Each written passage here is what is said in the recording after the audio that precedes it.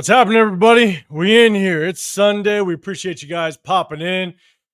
Man, first preseason game in the books. We're going to have fun. We're going to check it out. We're going to talk about it. A lot of players kind of popped off for us for a little bit, but at the same time, we also have a little bit of concern.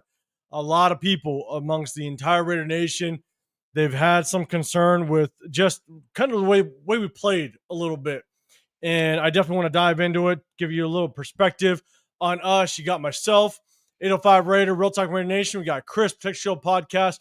We're doing a little bit of that portrait mode a little bit, just testing it out and having a good time. Severe, he's doing his thing. He may or may not pop in with us later, but man, shout out to Severe. Make sure you guys go say what's up to Severe. Hit up his channel, The Severe Raider, as well. He is 1/3 of the Raider War Room, man. But we're going to test this out. We're going to see how it rocks. But we appreciate you popping in with us.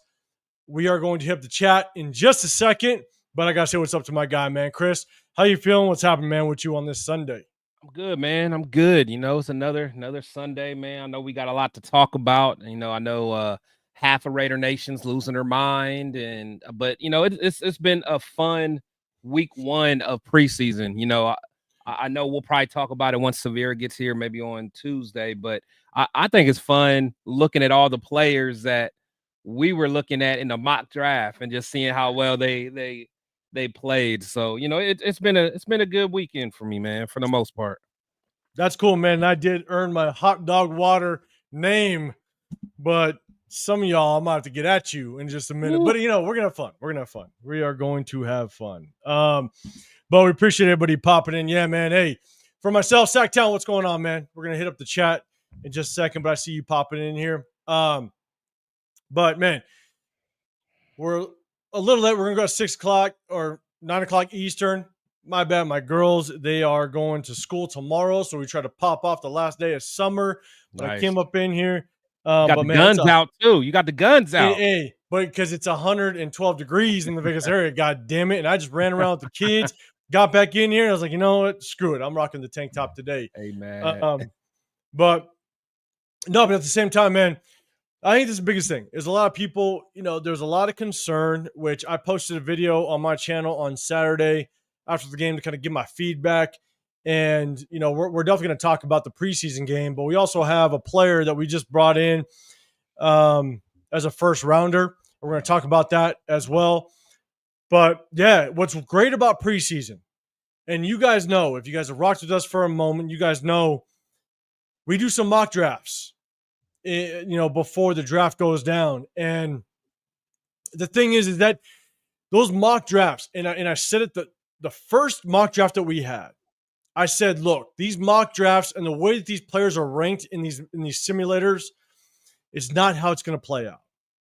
That's the hard part. It gives some people false hope as to just how good these players are. Right. And, you know, as much as Shedeur Sanders had he had a very good showing that week one, nobody thought he'd drop to week 5 or to round 5, right? So these simulators really throw people off in their expectations, unfortunately.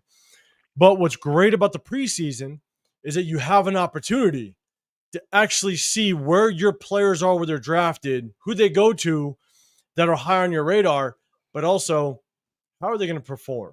You know, how well do they do? Are they showing something? So on and so forth. And so that's what's the great part.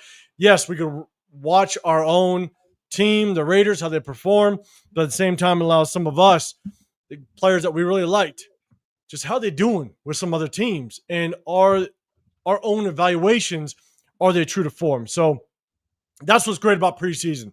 So shout out to chat. If you guys have something to drink, man, rock with us. Have a good time. Sunday, finish off the weekend strong, but let's hit up the chat. Again, we're trying something a little different. The portrait mode, you know, and just seeing just kind of how it rocks. Severe's going to be with us either later today. If not, man, he's definitely going to rock out with us on Tuesday. He's, again, 1/3 of the Raider War Room, man. We appreciate you guys. So, Bart, man, you first one in the building, man. It's good seeing you. I appreciate you rocking out with us. Robert Pendy in the building as well. Jack Kenna, what's happening, man? Appreciate you popping in. Jeff, 401 Raider Jeff, not Jeff 4 Raiders anymore. What's happening, man? I appreciate you rocking with us. Hey, everybody, he's got big events going week 1 in New England, man. We're going to New England. It's going to be a massive game. It's going to be, we're going to pop off the season. Go hit up Jeff. Make sure you guys go hit him up because he's got a lot of events going on, man. So if you're going to be there week 1, man, go hit him up. Taddy, what's going on, man? I see you. Appreciate you. You said, I went back and watched the starting offensive line. It's not as bad as everyone says. The one run play they ran, they got pushed. We'll be okay, man. So on Tuesday, we're going to break down the game film, man. I'm trying something a little different. And it's just so you guys know, I'm trying something a little different because YouTube does not like the way we do our game film breakdown. That's true. They demonetize us. They basically say, look, you're not going to, we don't like the way that you break down the game film because NFL obviously owns the rights to all 22. So I'm playing with a little something to see, can we pull it off without being demonetized? And we'll have that for you on Tuesday. So hit that notification so you guys do know when we rock out on Tuesday because we're going to break that down as well. But we're definitely going to talk about the preseason, man. Appreciate you rolling with us. Boss Raider, what's happening, man? Good seeing you in the building. Sacktown, I say what's up, man. Appreciate you. Chris for Raiders Podcast, man. Good seeing you as well. Raider Hawaii in the building. What's happening? Dre, what's good, man? Larry, appreciate you pulling up with us. Also, Chewy, man, appreciate the super chat. Everyone got their thumbs in and out this preseason against Seahawks, man. It's week 1. You definitely want to pump the brakes. You can have some concern with with certain things, and we're going to talk about it as well, man. But Chewy, appreciate the super chat. Also, at the same time, man, you're going to be here for 49er game. Hit me up, man. We could definitely try to link up and chop it up. Troy in the building. What's going on, man? Myra, good seeing you. Appreciate you rolling with us. You got Sun Goddess pulling up as well. Good seeing you. C. Gabe in the building. What's going on? Nada as well. Or Nana Ranheen. I hope I pronounced it right. Nana Ranheen. Appreciate you pulling up. All right. We'll let more people trickle in. We appreciate everybody rocking with us.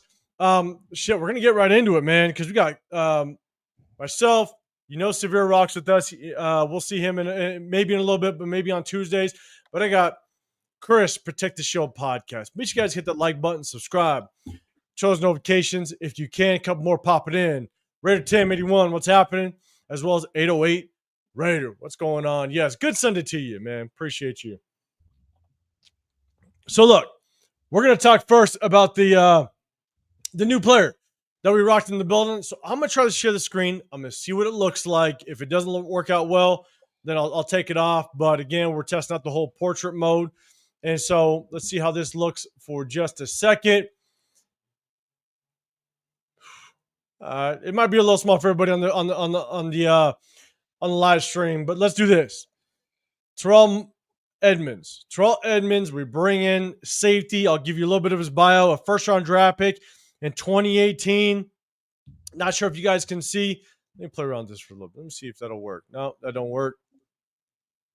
All right. It looks okay on the phone. It looks okay? Yeah, it looks okay. Let me try one more thing okay. All right. We're going to rock it out this way. All right, we're going to rock out this here just a second. I'm going to pull it up for just a second, but just to kind of give you a little bit of insight, if you can't see it on the screen, here's the thing. Is obviously Lonnie Johnson Jr., he goes down. He goes down during that open practice. Unfortunately, I think there was a good chance that he might play a little bit of a role, but if you guys can't see it, he was drafted, first-round draft pick by the Steelers in 2018.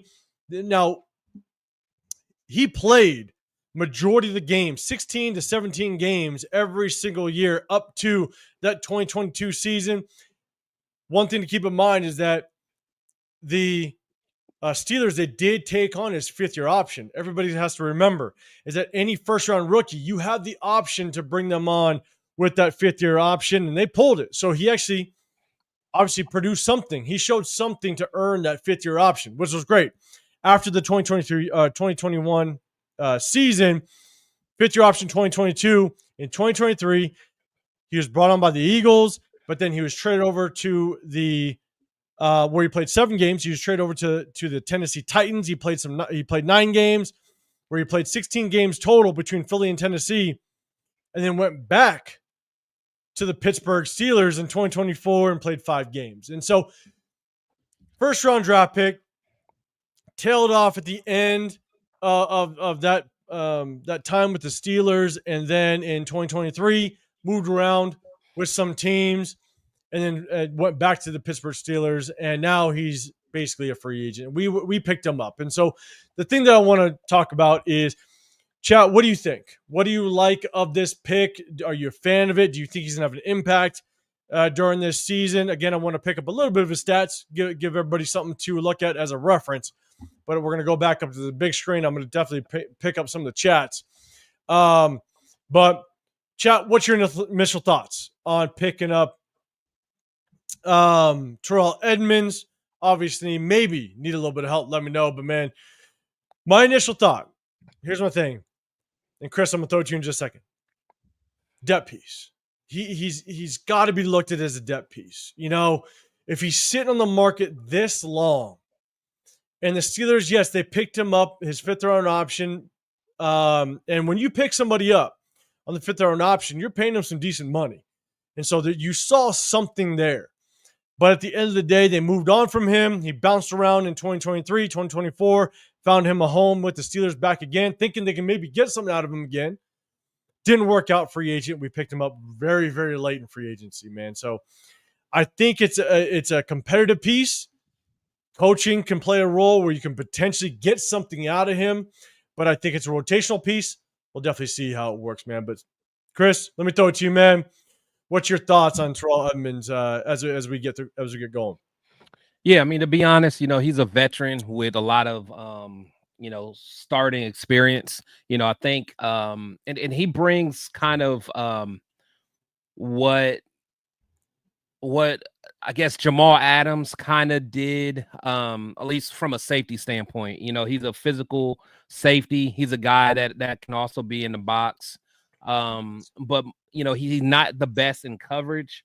However, you know, just with his frame, and just being physical, you know, he's a guy that can compete, you know, with the linebacker or with the tight ends. So of course, that's always been one of our Achilles heels, not being able to stop tight ends. So, you know, I really liked him out of college, and I think he had a couple good years in Pittsburgh. So, you know, again, like you said, I think he's going to be a camp body, a guy that's just going to bring some veteran leadership. Is he going to move the needle anyway?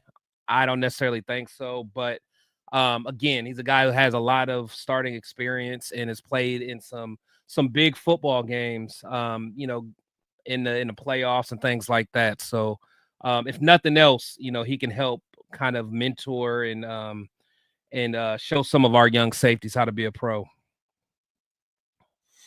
That's what you hope he could bring, in all honesty, at the end of the day, because, you know, obviously there was a reason why he was a first round pick, and you really can't balk at the fact that the Steelers brought him on. You know, Steelers are a good organization. You know, they don't miss on the draft too often. They don't, you know, and at the end of the day, you know, sometimes, and I'll go just on a little bit of a tangent, is, you know, when we like players, you know, we like players, and we're a fan of players, and we may not pick them. Right. But if they go to a good organization that knows how to draft, that has a history of drafting extremely well, we're going to talk about a little bit later, Willie Lampkin. But if they go to a place that drafts well, you know, then at least, you know, you're in the right frame of mind. You know what I'm saying? Like your evaluation was in the right place. And so, again, we might not get them, but they go to a place that does well. So the Steelers, they did pick up somebody, and at the end of the day, because they are a good organization, they do draft fairly well. It's good to take a swing on them at the end of the day. So let me get to the chat. Some people are talking about it. Let's see. Bart, you're saying I like the pickup. Well, why not Justin Simmons? I have my thoughts on that. Chris, what's your thoughts? I'll throw it to you first, man. Yeah, you know, a lot of people keep bringing up Justin Simmons. Me personally, I've always liked the idea of Justin Simmons. You know, I really don't I don't know what it is, you know, because I don't think he's asking for that much money. So yeah, it is kind of interesting why, you know, he's not getting more looks. Or maybe, you know, we've reached out to him. Maybe he's not interested. Maybe there's only a certain few teams that he wants to work or he wants to play for. Maybe he wants to wait until maybe someone gets hurt later in the season. So who knows? You know, it's kind of hard for us to judge just, you know, from our vantage point because we don't have all the info. But you know, Edmonds, you know, I can't say that I was super duper excited, knowing that, you know, Justin Simmons is out there, but again, without knowing the money involved and the financials behind it, you know, it's just kind of hard to say. Yeah, here's the thing: is it's not a matter whether or not you say why not Justin Simmons. You just got to look at the track record. You got to look at what the Raiders have done, what Spytek and Pete Carroll, what they've done. We're talking about bargain shopping. We've been bargain shopping since day one. And even some of the bigger names that we brought in. Look at Max Crosby. You know, when we brought on when we signed Max Crosby to that extension, the thing is that I posted a video the very next day and said, shout out to John Spytek, because he brought in Max Crosby prior to the massive wave that the DNs were going to get signed for, right? So at the end of the day, even Max Crosby is at a budget deal. You know, Malcolm Kuntz, budget deal. Like everything is in a budget. Look at the linebacker room. It's crazy.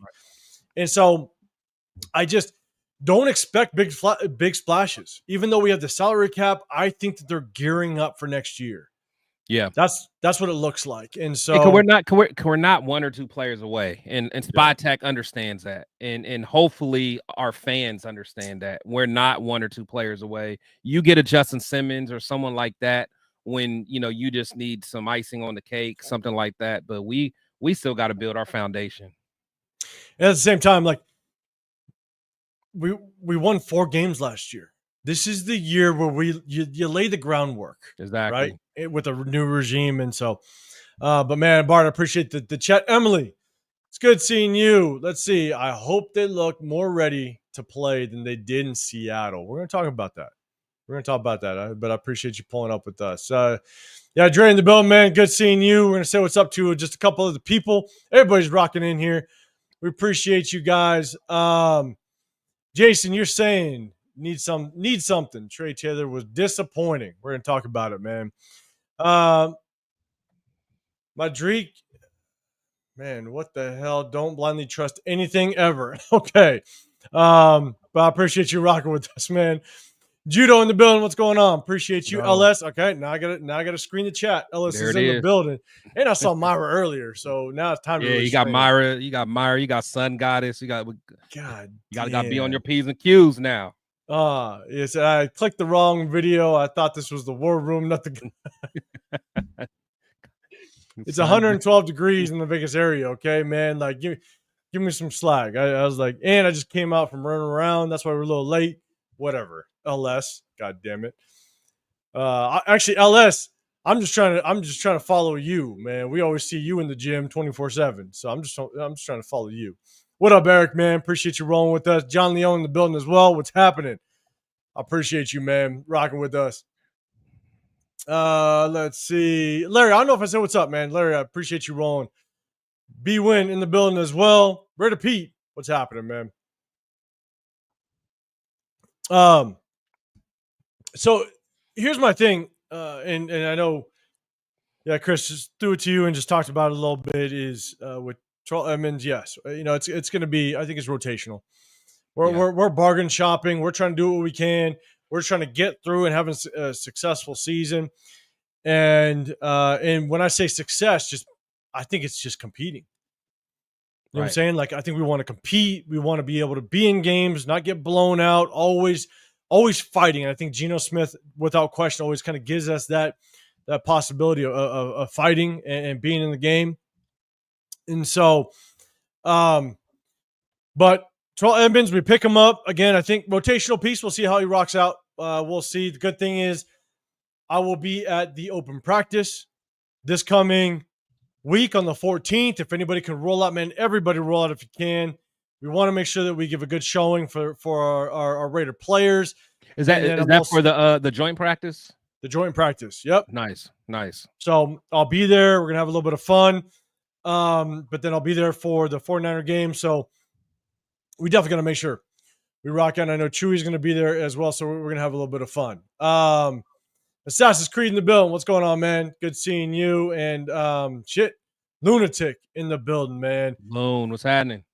Also, Loon's gonna be doing something on opening day, so he's gonna have a pool party. Just so you guys know, he does a pool party every year. Man, Loon, put it in the chat. I forget where it is. I think you said the Paris, maybe, but put in the chat. Myself, Chris, as well as Severe, we're gonna be there. We're gonna be there week 2, man. So everybody, hit us up. We're gonna have some fun, and we're gonna be around. So week 2 home opener. Make sure you guys roll through and hit us up. Chewy, you're saying, how do you guys feel about Gino and Max flipping off the Seahawks fans? All right, we'll start off that before we really kick off the preseason game talk. So I guess we can roll it off that way because of the fact that they took the field, flipping off some Seahawks fans, man.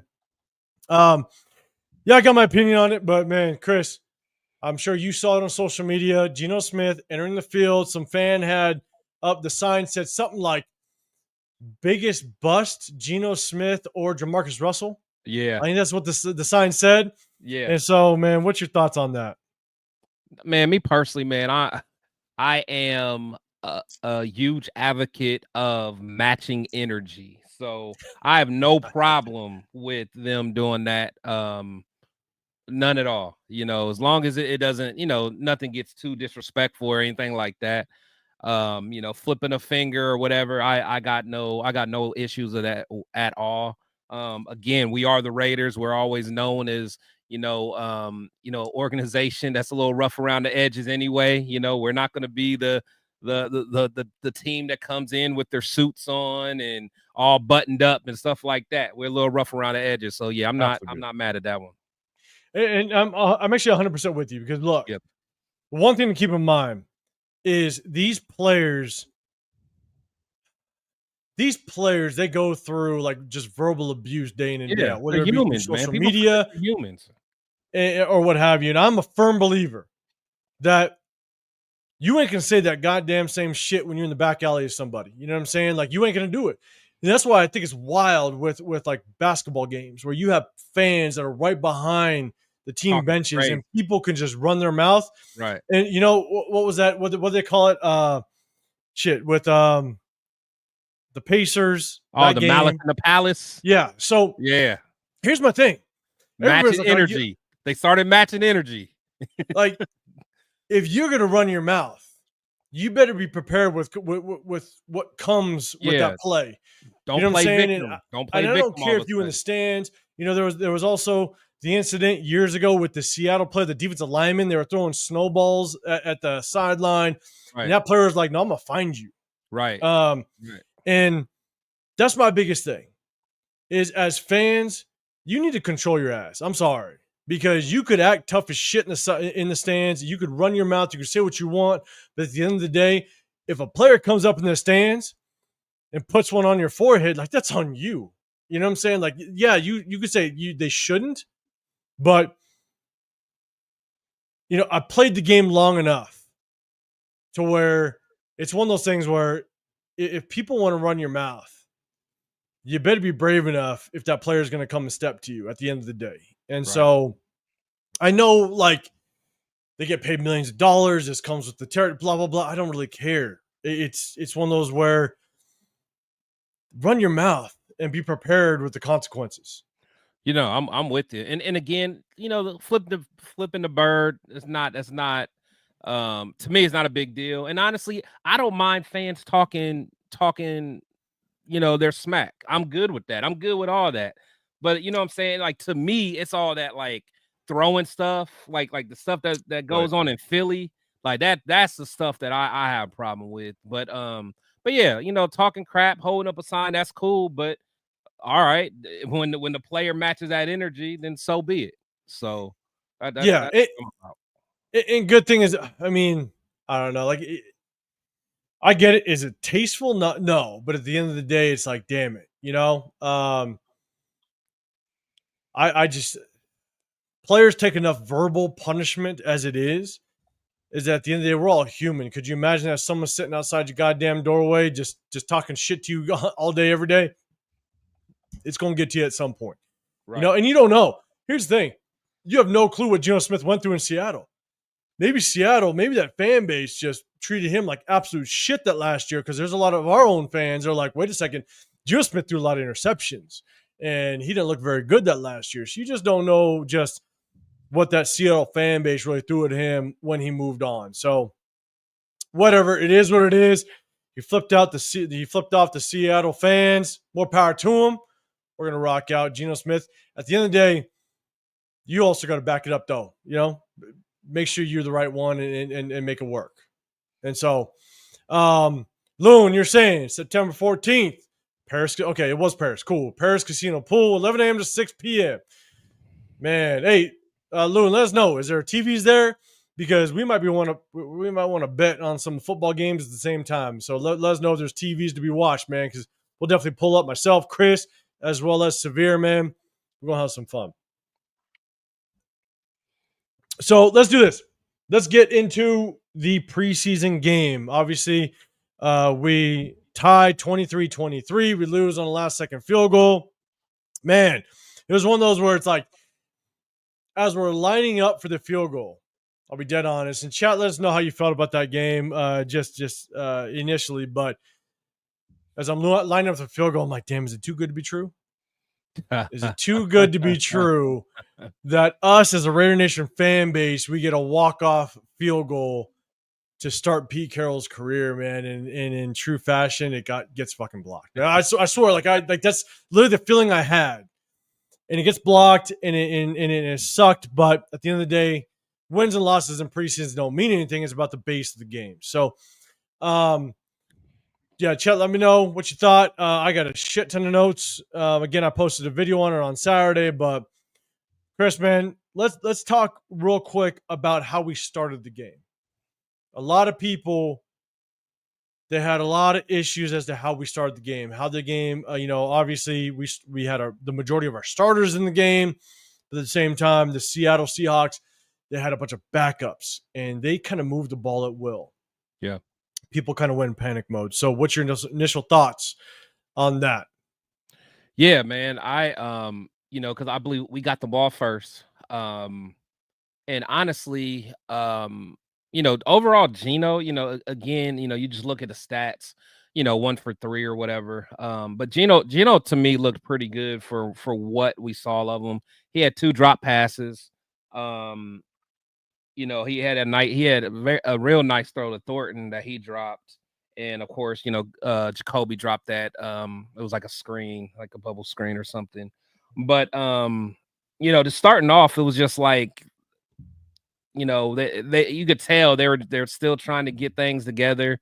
And again, I really think it still goes to that offensive line, shifting the offensive line, getting those guys, comfortable. They didn't look comfortable to me. We couldn't get any push running the ball. Genty, he didn't necessarily have, the best blocking, but there were some times where he may have been able to make something out of nothing a little bit. And being the 6th overall pick, we expect that. So I was not, overall pleased with the offense, but I wasn't, about to jump off a cliff. But the defense, I was very disappointed. Very disappointed in the defense. They came out flat. They were getting knocked back. They were getting dominated at the line of scrimmage. The linebackers missing tackles. They just looked very, very flat in the front 7. I wasn't pleased at all there. So, well, we'll talk about a couple things. But Raider Hawaii, what's going on, man? Appreciate you pulling up. We'll say what's up. Let's say, Raider Pete, I watched the first quarter of 6 of the games, and starters and O-linemen sucked across the board. Do not freak out, nation. 27 days to go. All right, man. Let's see. Rocky, 84, what's going on, man? Appreciate you pulling in with us as well. John Fallon, I see you. What's going on, man? Appreciate you pulling up and just tapping in with us.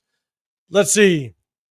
Taddy, you're saying That Genty spin move in the backfield to make a guy miss was nice. It was nice. We'll give it to him. Bart, you're saying slow starts to the offense. Dominance are number ones. Jeff, D-line was slow and sluggish. Yeah, like, honestly, one thing I know, even everybody knows I love Malcolm Kuntz, but even Malcolm Kuntz looked a little sluggish, and again, I know it's early, but yeah, he wasn't firing off the ball like I was expecting him to. So I'm hoping he's fully healthy, but yeah, I was surprised Kuntz didn't look the way I thought he would. So let me put in this perspective, okay? And for everybody, all right, let me put in this perspective is the one thing you have to really take into consideration. And I had my initial thought when I'm watching the game, and I didn't go live for the game. I didn't jump on any live stuff like that because, man, like I take too much time.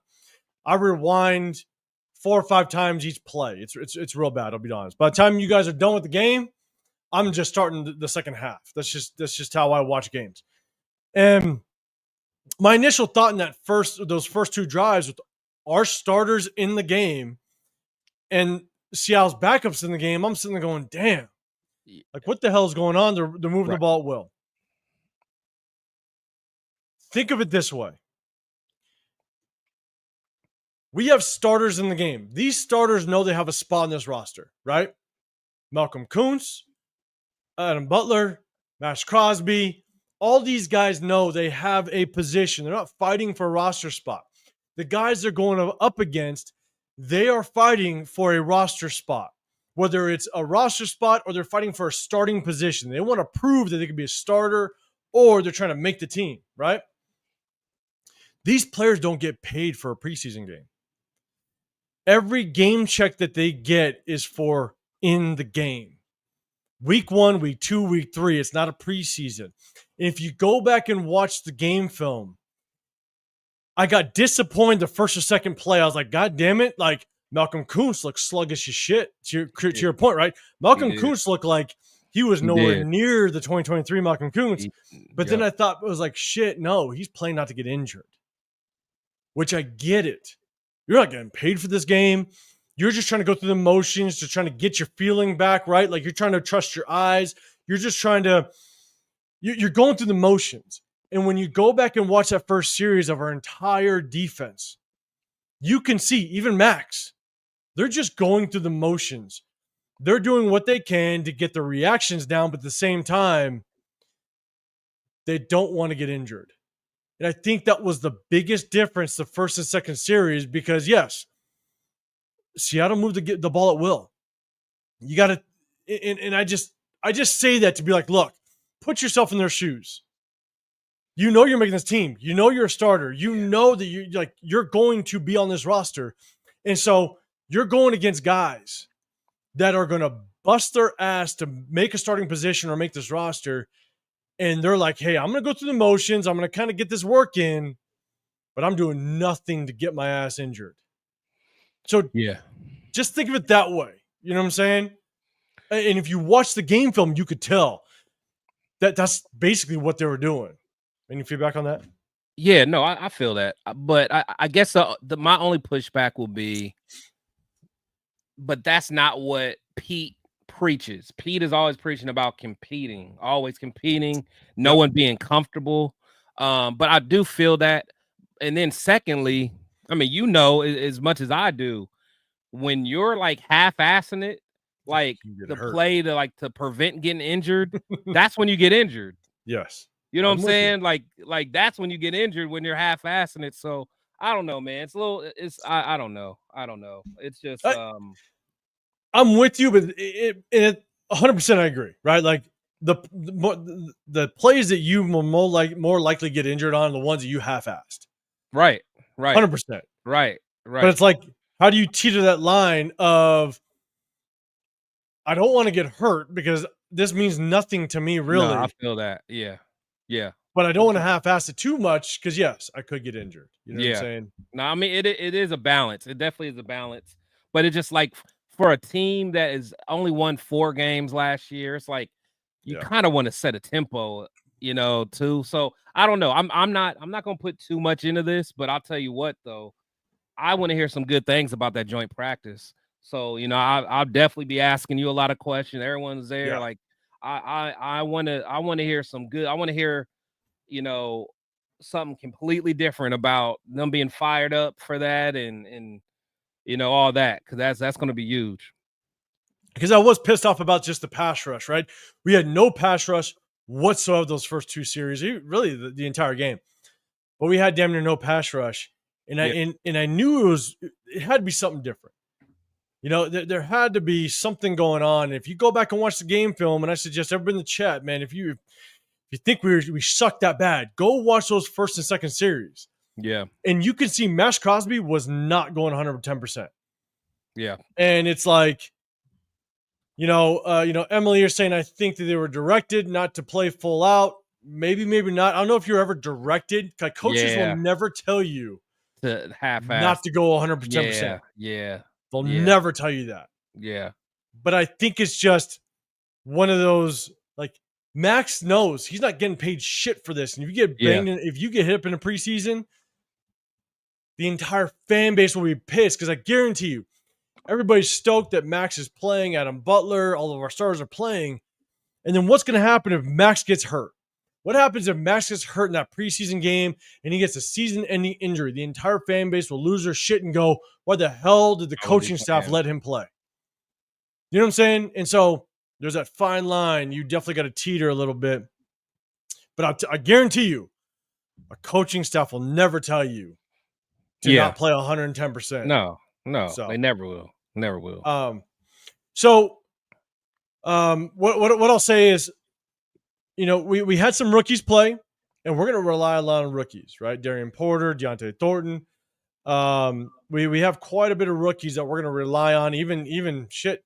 We'll talk a little bit about just kind of the winners. Tonka Hemingway actually had a pretty good game. Tonka was out there playing. He was out there and playing. So here's my thing, though, is we had some players that, struggled a little bit. So, you look at Darian Porter. Darian Porter had that missed tackle early in the game. Took a bad angle, missed tackle. Running back kind of got out to the outside and ran for, I don't know, I don't want to say it was at least 20 plus yards or what have you. I without question, that very first game, I give the rookies a lot of grace. It's your first true game. Yeah. Yes, you're playing against your own inner squad guys. Like you're playing first team defense versus second team offense. Blah blah blah. Like you're getting some work in, but the nerves are a completely different story. Like, could you imagine, anybody in the chat? Could you imagine you're playing your first NFL just game? I know it's preseason, but NFL game. The nerves are wild, and you just hope that nerves took over a little bit. He took a bad angle. Darian Porter on that first run took a bad angle. He missed a tackle. It is what it is. Just to let it be an ongoing theme, And so I definitely give the rookies some grace to start out the season. And so, Chris, man, what's your thoughts on some of the rookies, their play, and just kind of how they performed overall? Yeah, it's like if I go down the list, Genty, he wasn't able to show too much. I know a lot of people are kind of dogging him. I'm not there yet. I ain't gonna say yet, but I'm not there. I'm still got some hope for him. But I will say it was tough watching Travion Henderson ball out for sure. But yeah. But so then Jack Besh, he didn't look that good to me. I didn't see no true separation. I mean, you could tell he's a physical guy. I mean, I saw him blocking. But yeah, Porter, again, it's still early. Thornton, I think Thornton looked good out there. He did have that drop, but as far as like getting separation and going up and attacking the ball, I think he'll be okay. Tonka, I think Tonka played very well. He was getting some plays, he was moving around. And then who else? And then Cam Miller. I think Cam Miller did well. So the ones that I'll tell you who I don't think did that well, Caleb Rogers, I don't think he looked that good. And Charles Grant didn't look that good to me either. He looked, in fact, he definitely didn't look good. All right. Yeah, I'm with you. I got my spiel. You ready for this? Let's go. Yeah, we're definitely getting into LKM, man. What's happening, man? Meredith was not getting it done at center, no doubt, man. We're gonna chop up game film on Tuesday, man. So definitely join us for that. I don't think Meredith looked bad. Thing was, of course you're gonna say that. Of course. And I got the film to prove it. So here's the thing, though, and tap in with us on Tuesday. It's not that he didn't look great, right? He didn't look great, but here's the thing: is the communication's off. Yeah, you can tell. That's the hard part, right? You can tell. Because when you think Jordan Meredith locks up with somebody, and then he gets off of them and potentially tries to get to the second level, that's because he's trusting that whatever guard that's zoning to that side is going to pick him up. And here's the thing: and we're going to show this on Tuesday when we break down some game film, is I think Chip Kelly's going to run a lot of duo run concepts. And when I talk about duo, that means that you're double teaming the interior defensive line. Yeah. And when you double team the interior defensive line, that means that another lineman has to know who gets the second level. Yeah. And there's got to be communication. And I think we showed a lot of duo in that last preseason game, and the communication's off. Yeah, it was off. You could tell. And so, I don't think Jordan Meredith did a bad job, but I also think it's his first true live action in a position that he has never really played before. And so we definitely got to see how it kind of plays out. But we're going to go over game film on Tuesday. So guys, make sure you guys tap in for that. B1's going on. That's why Jamal's looked so good, because he had something to prove. Tap in with us on Tuesday. Did damn good in the passing, but he definitely's got to work a little bit on his coverage skills as a linebacker, and it's going to take some time. Yeah, due to the position. Yep. Super Omnicron in the building. Appreciate you tapping in with us, man. Make sure you guys check in. If you guys can, hit that like button. Subscribe. I'm 805 Raider, RealTalk Raider Nation. You got Chris, Protect Show Podcast down below, and Severe, 1/3 of the Raider War Room. He's always with us. He's got some stuff going on, but make sure you guys hit up Severe Raider as well. Just Raiders baby in the building as well. Taddy, I don't know if I said what's up, man. Taddy, I appreciate you. We got Vegas Raiders in the building. What's going on, man? Never go float retard. Tropic Thunder. Classic. I like it. And B-Win, I don't know if I said what's up, man. Appreciate you rolling with us. The vets know what time it is. Man, hopefully they know what time it is week 1. And so, let's go. LSU preseason performance is overrated. Yeah, you could definitely say that. You just don't know the competition that they play against. All that stuff. Super Omnicron, you're saying Tonka and Laki Tassi definitely came to play versus Seahawks. We're going to talk about Laki Tassi. Laki Tassi looked pretty good. We're going to talk about that. Man, let me I'm going to put a note down, just make sure we talk about that. Yeah. Without question. Shit. God damn it. Laki Tassi. We're going to talk about that. And Willie Lamp. God. My bad. Don't get it started, Chris. Stick to the Raiders, Chris. Stick to the Raiders. Y'all know. Appreciate everybody rocking with us. Josh Wilson, I don't know if I said what's up. Good to you. Appreciate you. Dylan Lobby looked good. Yeah. Eagle Terrian in the building as well. What's happening, man? Appreciate you. We just talked about Terrell Edmonds, man. If you can, afterwards, kind of rewind and take a look back, man. But I appreciate you rolling with us. Raider Hawaii, you're saying Laki Tassi and Taka Hemingway look good? Yes, they did. Yeah. We're going to talk about it. LS, man, the super chat. Appreciate you. I owe Cam Miller an apology. I clown this, man. The pick all off season, early days, but I'm very encouraged by what I saw. We'll talk about that, man. I'm going to star that, but I appreciate the super chat. We're going to talk about that. But I appreciate everybody rocking with us. Hey, man, Roth, I see you too, man. Roth in the building. What's happening? Appreciate you pulling up with us, man. Make sure you guys, and I'm always going to shout Rafa, man. If you guys do any content or you guys want to watch content in a different language, Rafa, man, does it right. In a different language, man, and I love it, man. Shout out to you, brother. Assassin's Creed saying true positive the game's Cam. is Cam. Let's not forget about Booker. He did well. Let's see. Bart, you're saying hearing JPJ had a rib injury. What's going on with them not starting him at center? Yeah, it's a mystery, man. It's a mystery. They're trying to get the best five on the field, and when you get the best five on the field after free agency and draft means you missed. I'm just saying when you have to shuffle things up like that, that means you missed in free agency in the draft because Alex Kappa is nowhere to be seen. He's the second highest paid free agent we brought in. Damn it, he's not on the field. I know, Dre. You know, see, Dre's one of the real ones. Dre knows. He's been with us for the mock drafts. Yeah. He knows. Knows about Lamp. 6th, 7th round. That's who we had our eye on to bring on. You know. Don't matter if he's 5'9", 5'10". Dogging people. God damn it. Dogging. Man. Dogging people.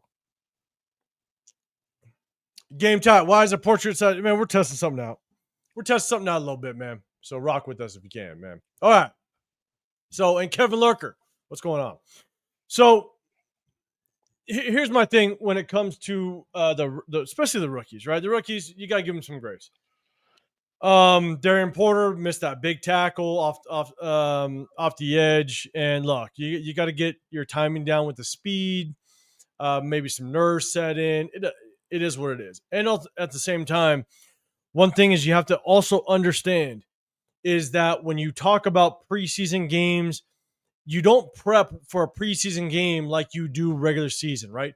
In a regular season, you're going to understand your opponent ins and outs as the starters, possibly backups. And so the game film's not right. You don't know what offensive scheme they're going to come out in. You don't know what they're going to want to do as the game goes on. And so a lot of these players come in blind. But Darren Porter, he came out.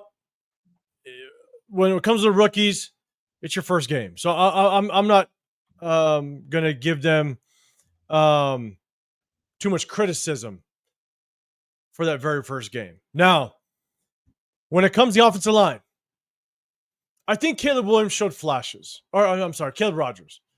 There were some where Caleb Rogers, man, it didn't look great, but he also had some flashes. Yeah. I also think it's because there's just been such a goddamn shuffle up with this offensive line. Right. It's hard. Right. But I definitely think he showed some flashes to show, man, if he could dial it in, he might be able to battle for a potential starting spot. Charles Grant, I'm not tripping on him too much because, again, at least I saw the effort. Like he didn't give me the same feeling that I saw like with Leatherwood. You know, like with Leatherwood, you could tell right away that wasn't going to work out. But like, yeah, Caleb will be okay, but I just didn't like what I saw. But again, this was only week 1, man. Yeah. And we've had a couple people make comments. We're just switching the layout, but here's the thing: is like, I think it depends on where you're watching. If you're watching on a phone, it works out this layout. If you're watching like on a TV or something else, it may not work, or a computer. So we're just testing something out. But I appreciate the feedback, guys. Let me know if you prefer it or not. And so here's the biggest thing: is Caleb Rogers. I think he's going to continue to battle. He's going to continue to battle and really fight his way into potentially the rotation. Charles Grant, I thought he was going to need 1 to maybe 2 years. I'm now looking at 2 years. Yeah.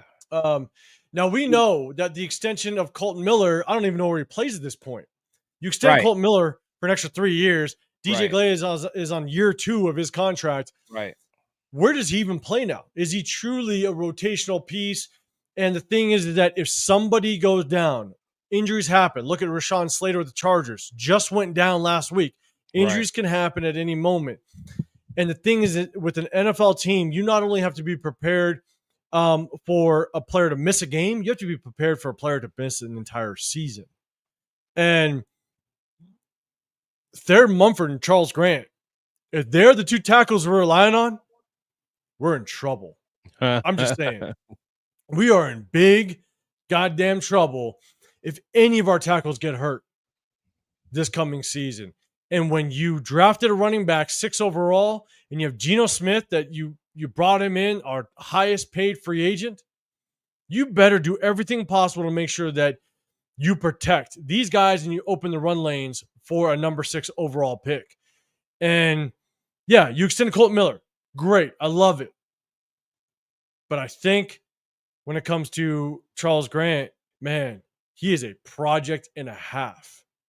And so coaching can help. We can kind of beef this thing up a little bit, but Chris, I know you said it, man. Do you want to talk a little bit more on Charles Grant? Because I think we might in trouble between him and Theron Mumford.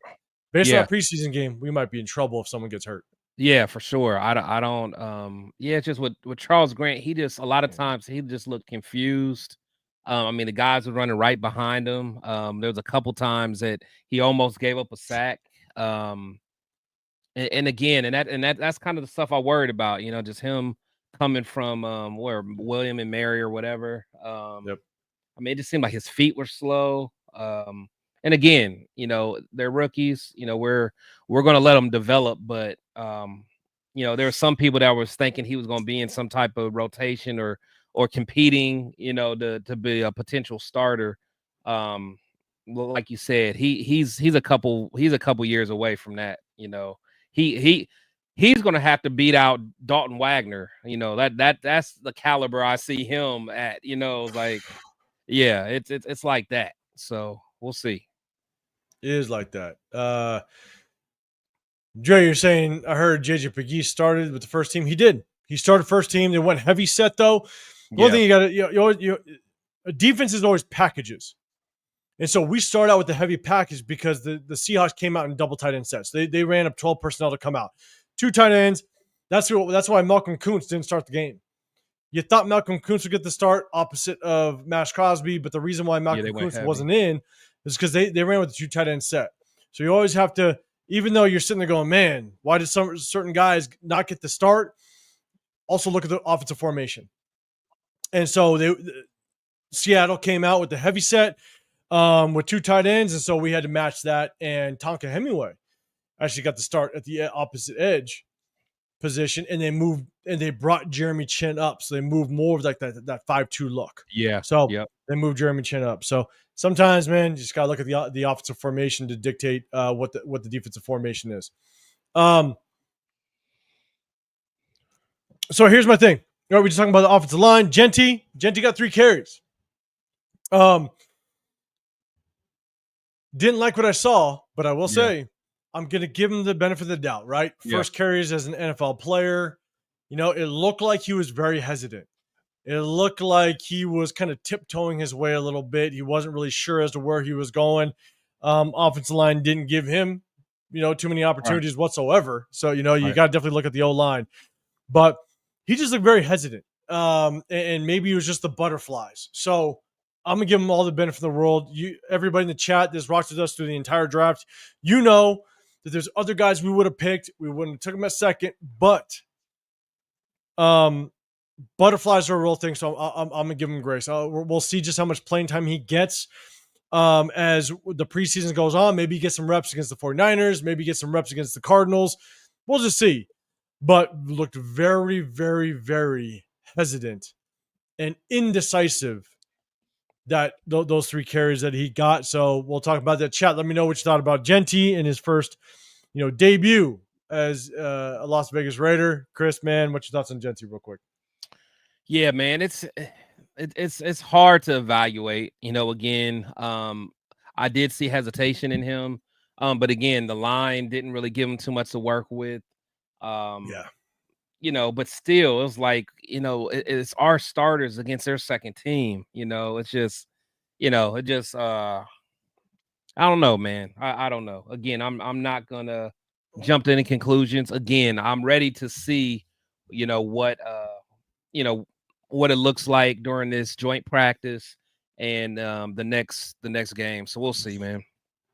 So real quick, again, we're testing this out. It says I can't even see Chris because the chat covers you. In our view, the chat's on top. So is the comments I'm pulling up, chat? Let me know. Is the comments I'm pulling up showing down below? No, I think it's actually like the flow of the comments, probably how their phone is, because I'm looking at it on my phone and I could see me. Does it look the way that she's on the field? Okay. Okay. I could see me. So As long as they're straight. Okay. But chat, let me know if anybody's covered, because that's one thing I don't want to do is cover anybody up. So let me know. And so Taddy, me, I'm fresh too. I know, man. Sorry. Like I thought I wore a tank top trying to show me. You know what I'm saying? I need to show Chris guns out with the white on white. The white on white. I'm telling you, it's clean. It's clean without question. Let's go, Taddy. You're saying we knew Grant was a project. People saying Miller was put on notice. Put the cart before the horse. Yeah, you can't put Miller on notice. That's wild talk. But talk about offensive line a little bit. Let's talk about Deontay Thornton. Lot of talk of Deontay Thornton. We're talking about receivers in general. Deontay Thornton and Jack Bech, right? A lot of talk Deontay Thornton. Chat, let me know what you thought of Deontay Thornton as well as Jack Bech. I'll try to pick it up on the screen. Again, if you can hit that hashtag Raiders, it definitely helps us out, or helps me out just seeing it, and I can definitely put it up. But my biggest thing is Deontay Thornton had a lot of hype kind of coming out of training camp. Everybody saying, man, he's tall, he's fast, he's looking clean. He looks like a presence out there in the receiver room. And so now we got kind of our first taste of what Deontay Thornton is. Had a catch on 3rd and long. Yeah. Which was good. Had a good opportunity on a back shoulder throw from Geno, but dropped it. That was a nice throw, too. It was a nice throw. But also, Aiden O'Connell tried to throw a deep ball to him, which was thrown under, and just wasn't able to come back to it. And so, chat, let me know what your take is on Deontay Thornton. And Chris, I'll throw it to you first, man. What was your thoughts on the debut of Deontay Thornton? No, honestly, it was about what I expected. I thought he was getting some separation. Again, the drops is just something he's going to have to work on. But I'm encouraged about what I saw. Didn't like the drop, but I think he's going to be okay. At the end of the day, you could tell he's explosive. You could tell he's going to be a guy that that's going to be a deep threat for us. So I'm okay with them. Like he gives me a better feeling than like a Brian Edwards, when we got him, a few years back, like he's supposed to be that 50-50 ball guy too. Yeah, exactly. So he's a guy that I feel that defensive coordinators are going to have to know about him. They're going to have to know where he's at and keep a safety kind of back. So I'm good with what I saw with him. Jack Bech, again, I got to see a little bit more, but I feel like he didn't get much separation. But again, I'm gonna have a little grace with him as well. Yeah, George, what's happening, man? Appreciate you. Here's the thing with both, like, look, rookies again, first go at a game, a full live game. Jack Bech, the only thing that was really disappointing with him is we went extremely pass heavy that first half. I think we ran the ball like 5 times the entire first half out of, I think we ran 33 plays, offensive plays in that first half. The rest were all pass plays. And Jack Bech just didn't really get a look. He got that initial catch earlier in, I think it was the second series. And then if you watch him, he struggled to really get separation. And so to me, what's really tough is the quarterbacks, didn't even look his way, didn't even give him the opportunity. And I just hope that improves. I don't know if that's because, even though players, we just talked about starters, not playing 110%, coaches are still coaching 110%. So if they see something open and they want to try something and want to get somebody involved, they're going to force you to get involved. That's why sometimes you can't really take a bad throw by a quarterback in preseason to heart. Yeah. Because offensive coordinators sometimes want to force the ball to a receiver just to give them a shot and be like, look, we need to determine whether or not this receiver or this running back, sometimes they force runs. Sometimes they want to see if a player can make the 53-man roster. They want to see, what does this guy have? And so they will force the ball to that receiver. So sometimes you really can't always take every throw a quarterback makes as like a bad read or a bad decision. That's a good point. Coaches are saying, hey, no, throw it because we need to know, can we keep this guy? Good point. But here's the thing. is if you watch Jack Besh, like he just didn't get a lot of separation off the line of scrimmage. He wasn't getting some of that separation. So it was tough. Again, rookie. We'll definitely give him some grace. The thing about Deontay Thornton, which is really tough, is there was 3 things I saw. One is that back shoulder throw, he got jammed off the line of scrimmage pretty good. He got rerouted off his line pretty good. I didn't like that. Yeah. You're 6'5". Yeah. You know, like do not get removed off that line of scrimmage. You got to make sure if you get removed, you got to restack that corner. And whenever the quarterback is trying to throw a back shoulder fade, they need room to the sideline. So when you get moved off that line so easily, and now that room between you and the sideline is so tight, it makes it just that much harder of a throw for the quarterback. And so on that back shoulder fades, and here a lot of times those back shoulder fades, those are read throws to the quarterback, right? So if the receiver's got to step on the corner, you just keep going. If you go back and watch the film, they rolled to a cover 3, which meant that corner, the safety that was playing shaded to Deontay, he rolled to the middle of the field, and that corner bailed hard. He bailed, which means they rolled to a cover 3, which leaves Deontay Thornton one-on-one with that corner. So Deontay Thornton has the option. You either get a step on that corner and you continue it and beat him deep, or the quarterback's going to read you. And if you're shy on either even or you're a step under, he's going to hit you on that back shoulder fade. The only way that works is if you give the quarterback a little bit of that sideline to make that throw. And Deontay Thornton got moved off the line off his line at the jam so easily. I want to see him be a little bit stronger. Yeah. Also, on that 4th and I think it was 14 or 15, that where we converted on that long 3rd down with Aiden O'Connell, and Deontay Thornton kind of made that catch. Yeah. As much as he got open, it was a sloppy ass route. Yeah. Go back and watch it. He ran straight at the corner. He almost the ref could have called him for a push off. Yeah. And the thing is, you don't want the better receivers will pick a shoulder, run at the corner, but also pick a shoulder and make that corner rotate their hips. The moment they rotate the hips, you got them, you break it off. But what he did was he ran straight at the corner and then just pushed off. Yeah. And got to keep in mind, he's going against a 2nd, maybe 3rd string receiver at that point. Yeah. Starting corner is going to lock that shit up. Oh, yeah, for sure. And honestly, like you said, and generally, refs are looking at that anyway, that push off right there at the end of your route. So, or at the top of your route. Yeah, for sure. And then also go back and watch that penalty. So when they threw the ball to him on that 3rd throw, it was a penalty. It was kind of a hands to the face penalty. Oh, yeah. So watch him. And this is the problem with Tennessee receivers at times. If the ball ain't going your way, you kind of half-assed the route. He half-assed that route. It was bad. Yeah. Go back and watch it, and it was not a full-speed route. And if you look at the way the coverage rolled, they rolled to a cover 3. To me, and Aiden O'Connell looked at him the entire way. To me, I think that was just a straight go ball. It was a go route, which means Deontay Thornton, man, just beat your man deep, get to the sideline, use the sideline as your friend, beat him deep. But he made a weird move, tried to shake him, got inside the corner, and then just slowed up as his eyes turned the quarterback.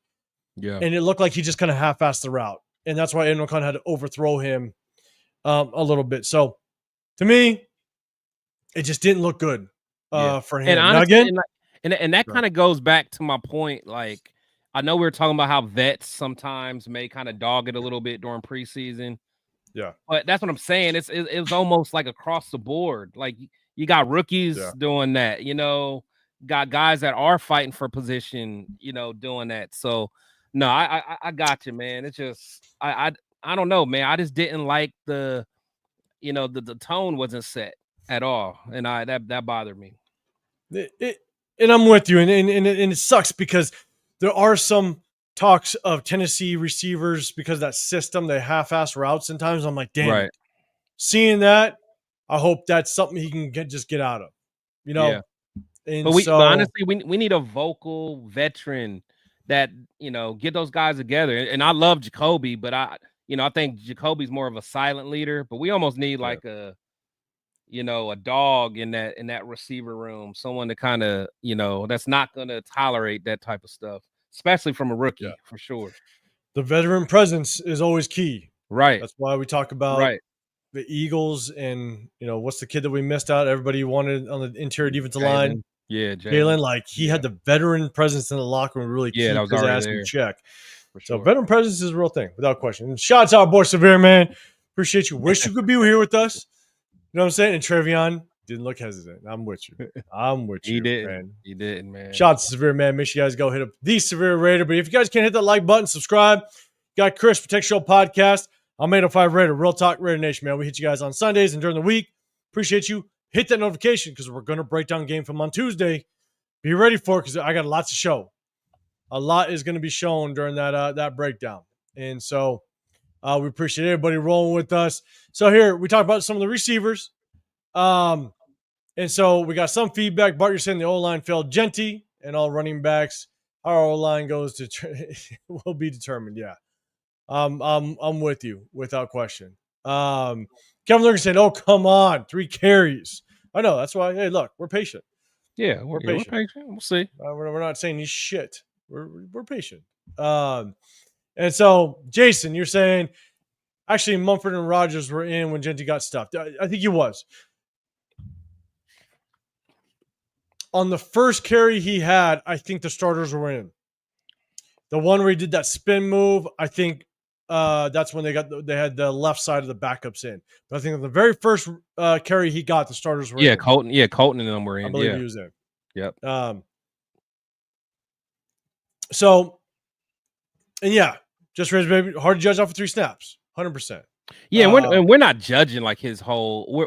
We're just saying just kind of just what we see. Just there's little things you would like to see. Like for instance, Omarion Hampton. He only had a couple carries, but you could see that explosiveness from Omarion right away. So I think that's, at least for me, that's kind. Even Harvey from the Broncos, I thought he looked pretty explosive as well. So I mean, you don't need a whole bunch of carries, at least be able to see that initial burst. And I think what's tough is it's also determined.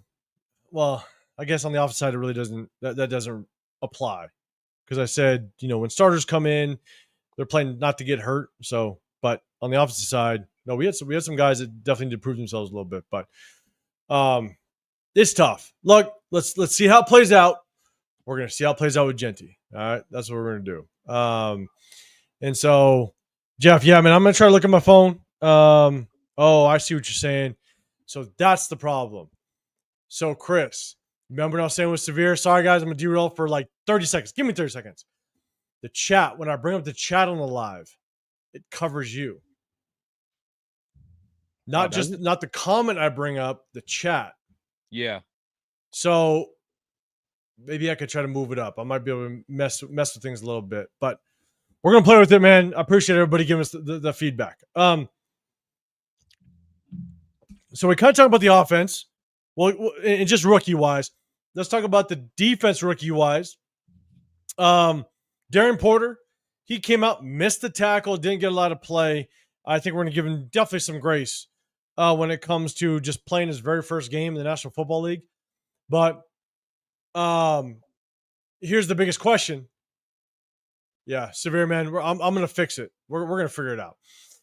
Here's the biggest question is, chat, let me know what's your thoughts on Darren Porter. We're going to rely on him to be a starter this year. We moved on from Jacorian Bennett. He's now gone. So, Chris, man, first thoughts on Darren Porter and just kind of the way that he looked.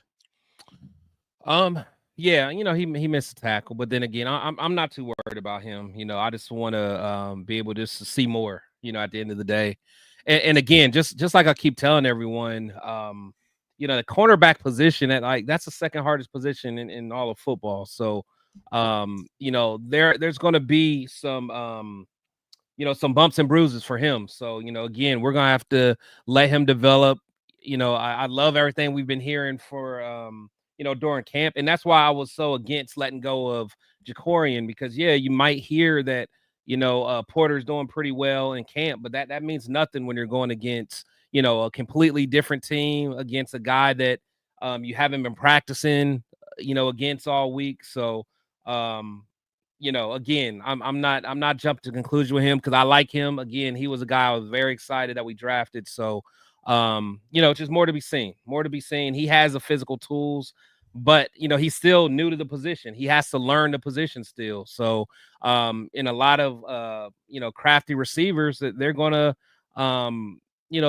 they'll take advantage of him, still being new to the position and being green. So, we'll see, man. He'll be all right. Okay. I think we're better.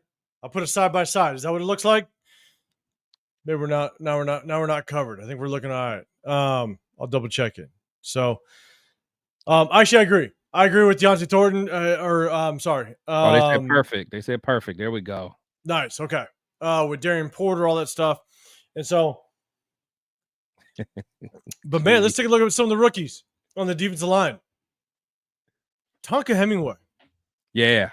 Yeah. As much as we want to give rookies grace and just be like, look, it's your first showing, you know what I'm saying? Like, we want to be able to give them some time. If a rookie flashes, it doesn't matter if it's against second, third strings, whatever it may be. Right. That's damn good. To flash as a rookie in your opener, that just means sky's the limit a little bit. So, chat, let me know what you thought about Tonka Hemingway. Chris, man, what's your thoughts on that boy, man, popping off very first game? Yeah, no. And the thing is, I think Tonka, he was an interesting prospect. He was a guy that he flashed on film anyway, but it's just sometimes you just didn't know if he always had a plan. He was just kind of like a little wrecking ball. But I like what I saw. I definitely like what I saw, and I think someone, a coach like Robbie Leonard can definitely get something out of someone like Tonka. So, if what he showed in that first game is something that we can build off of, then he might be good, and we'll be able to see him in the rotation. So salute to him. Yeah, and Anthony Martinez said, I want to see the stars for at least one quarter on Saturday. Oh, for sure. What issues need to fix. For Yeah, sure. I'd like to see more of the starters. Especially rookies, man, really get them comfortable because we're relying a lot on the rookies. Get them comfortable with just playing in a game at the NFL level. So that if we, like Darian Porter and Jack Besh, if they get substantial playing time, even if Tonka Hemingway, you're just talking about him. I think Tonka Hemingway, he showed flashes in being able to produce a little bit. Let's get them in the game, especially if you see the 49ers play some of their starters. Right. Get them some more against some starters, and so 100%, I agree, man. But Anthony, I appreciate you popping in with us. And plus, man, like that in week 1 against the Patriots, like that is going to be a physical game, so our guys got to be ready. I mean, that's all there is to it. Especially on that line. And honestly, what's his name was looking good. I can't even lie. Who was that? What was the left tackle they got? He looked good. I don't think you was big on him. Who looked good? Who? Guy that I drafted in our mock draft, Jared Ivey, that ended up being an undrafted free agent. He was a leading tackler on defense. I'm just saying. And Jacob Parrish. Jacob Parrish, LS. I know. So Jacob Parrish doing his thing, man. I'm taking it back. Bob the Surfer, man, you're saying the original regime didn't like JPJ, neither does this one. Well, the previous regime drafted him, so they gotta like them. But here's the thing. You can't say neither does this one just because we're shuffling them around. I think it's that they honestly, and at the end of the day, I think they missed. I think they missed on bringing a veteran guard that's going to be good, and now they're in panic mode, and they're shuffling things around to figure out what works. I think that's what this tells us. Yeah. In my opinion, they just missed. Yeah, no, and honestly, the previous regime, no, I don't think they didn't like, or they. Yeah, I didn't think that they didn't like JPJ. I think they did. They just, they wanted to give Andre James, the original, start, and then eventually move him to center. But yeah, this regime though, I can't lie. I'm still puzzled. Because one thing about JPJ, he's a tone setter. I mean, regardless of what you say, like I don't see how they could have watched his film from last year, and as good as Meredith was, I can't see how they can watch the film and say, Meredith, you seem like you would be a better fit for center. I just don't see it. I don't understand it. But again, you know, these guys, they have a lot of experiences building teams and coaching, you know, but I just don't I don't know, man. I don't know. It still rubs me the wrong way for sure. Yeah. And here's also the thing is when I talk about Deontay Thornton and his route running, like it can be corrected without question. But the thing absolutely. is that it's something to when I talk bad about the rookies or have a question mark about the rookies, it's just a question mark. I'm not saying that's who they are. They can definitely improve on it, and we'll see just kind of how it works out. But you know, at the end of the day, it's definitely something I'm going to keep an eye on. It's like Jamal Adams.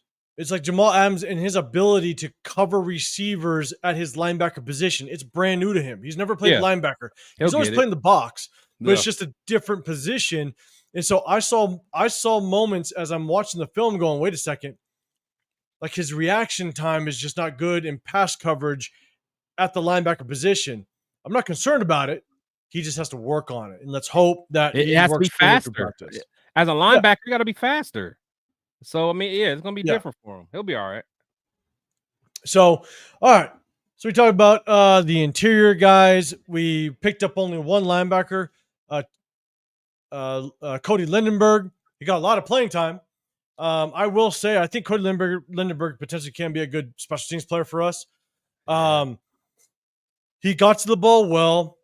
The thing is that, you know, for him, he's a developmental piece. When you pick him in the 7th round, you're hoping that he does extremely good in special teams. Yeah. And you can coach him up to potentially fight to be a starter. And, you know, you guys know, Chris and Severe, you guys know, I was a big Cody Lindenberg fan. I liked him. Yeah. But when you get him in that round, you just want to see flashes, but hopefully he really produces as a special teams guy. And the way that he looked on in the preseason, I think he flew the football really well. Didn't make him any impactful plays, nothing spectacular, but he was around the football. I think he got 5 tackles in the preseason game. Yep. And so at the end of the day, hopefully he just becomes a good special teams piece. And if he does, that's a good contributor as a 7th overall pick. A 7th round pick. You know who was flying around? What was the guy's name? Matt? What's Matt's last name? Matt Jones. Matt Jones was flying around. Now he had some plays. I mean, it was up and down, but I liked the way he was flying around. He caught my eye on a couple plays. Yeah. Yeah, I think he'll stick around for. I don't know when the next cuts are about to happen, and we'll definitely talk about some cuts in the next live. But yeah, the cuts are going to go down for pretty quickly, and we'll definitely talk about that. There's one defensive end edge rusher that I know will be cut in a heartbeat. Whoever the hell that was, and I haven't gotten that deep in the game film. When Jalen Milroe had that read option. And he faked the handoff and took off, and whoever I'm blanking on the guy's name. And he just bit hard on the runner. Last name with an O, wasn't it? Was it? Yeah, exactly. Yeah, I forget what it was. But, all right, so let's do this. I'm really curious. We're gonna flip over to some of the veterans, and I'll tell you right now, one of the guys that I was looking for, without question, was our boy Tyree Wilson. And I got some strong words about our boy Tyree. And so, chat, I'm going to keep kind of going through. I appreciate everybody in the building.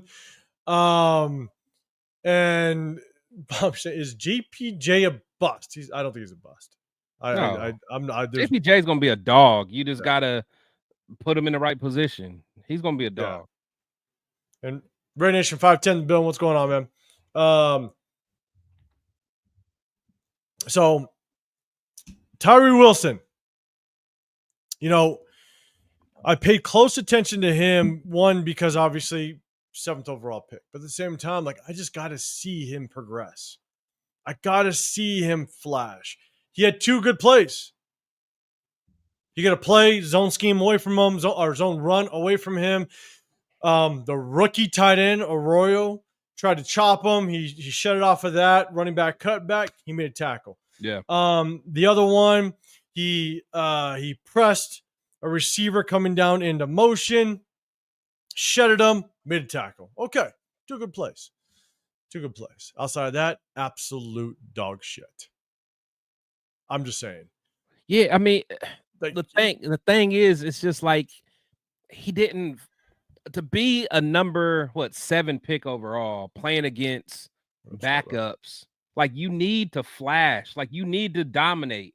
Like, imagine if Jalen Carter was out there playing against some backups, or imagine if Jarrett Verse was out there playing against some backups. They're going to be dogs. Like, you gotta, if you're going against a backup, every rep should be won.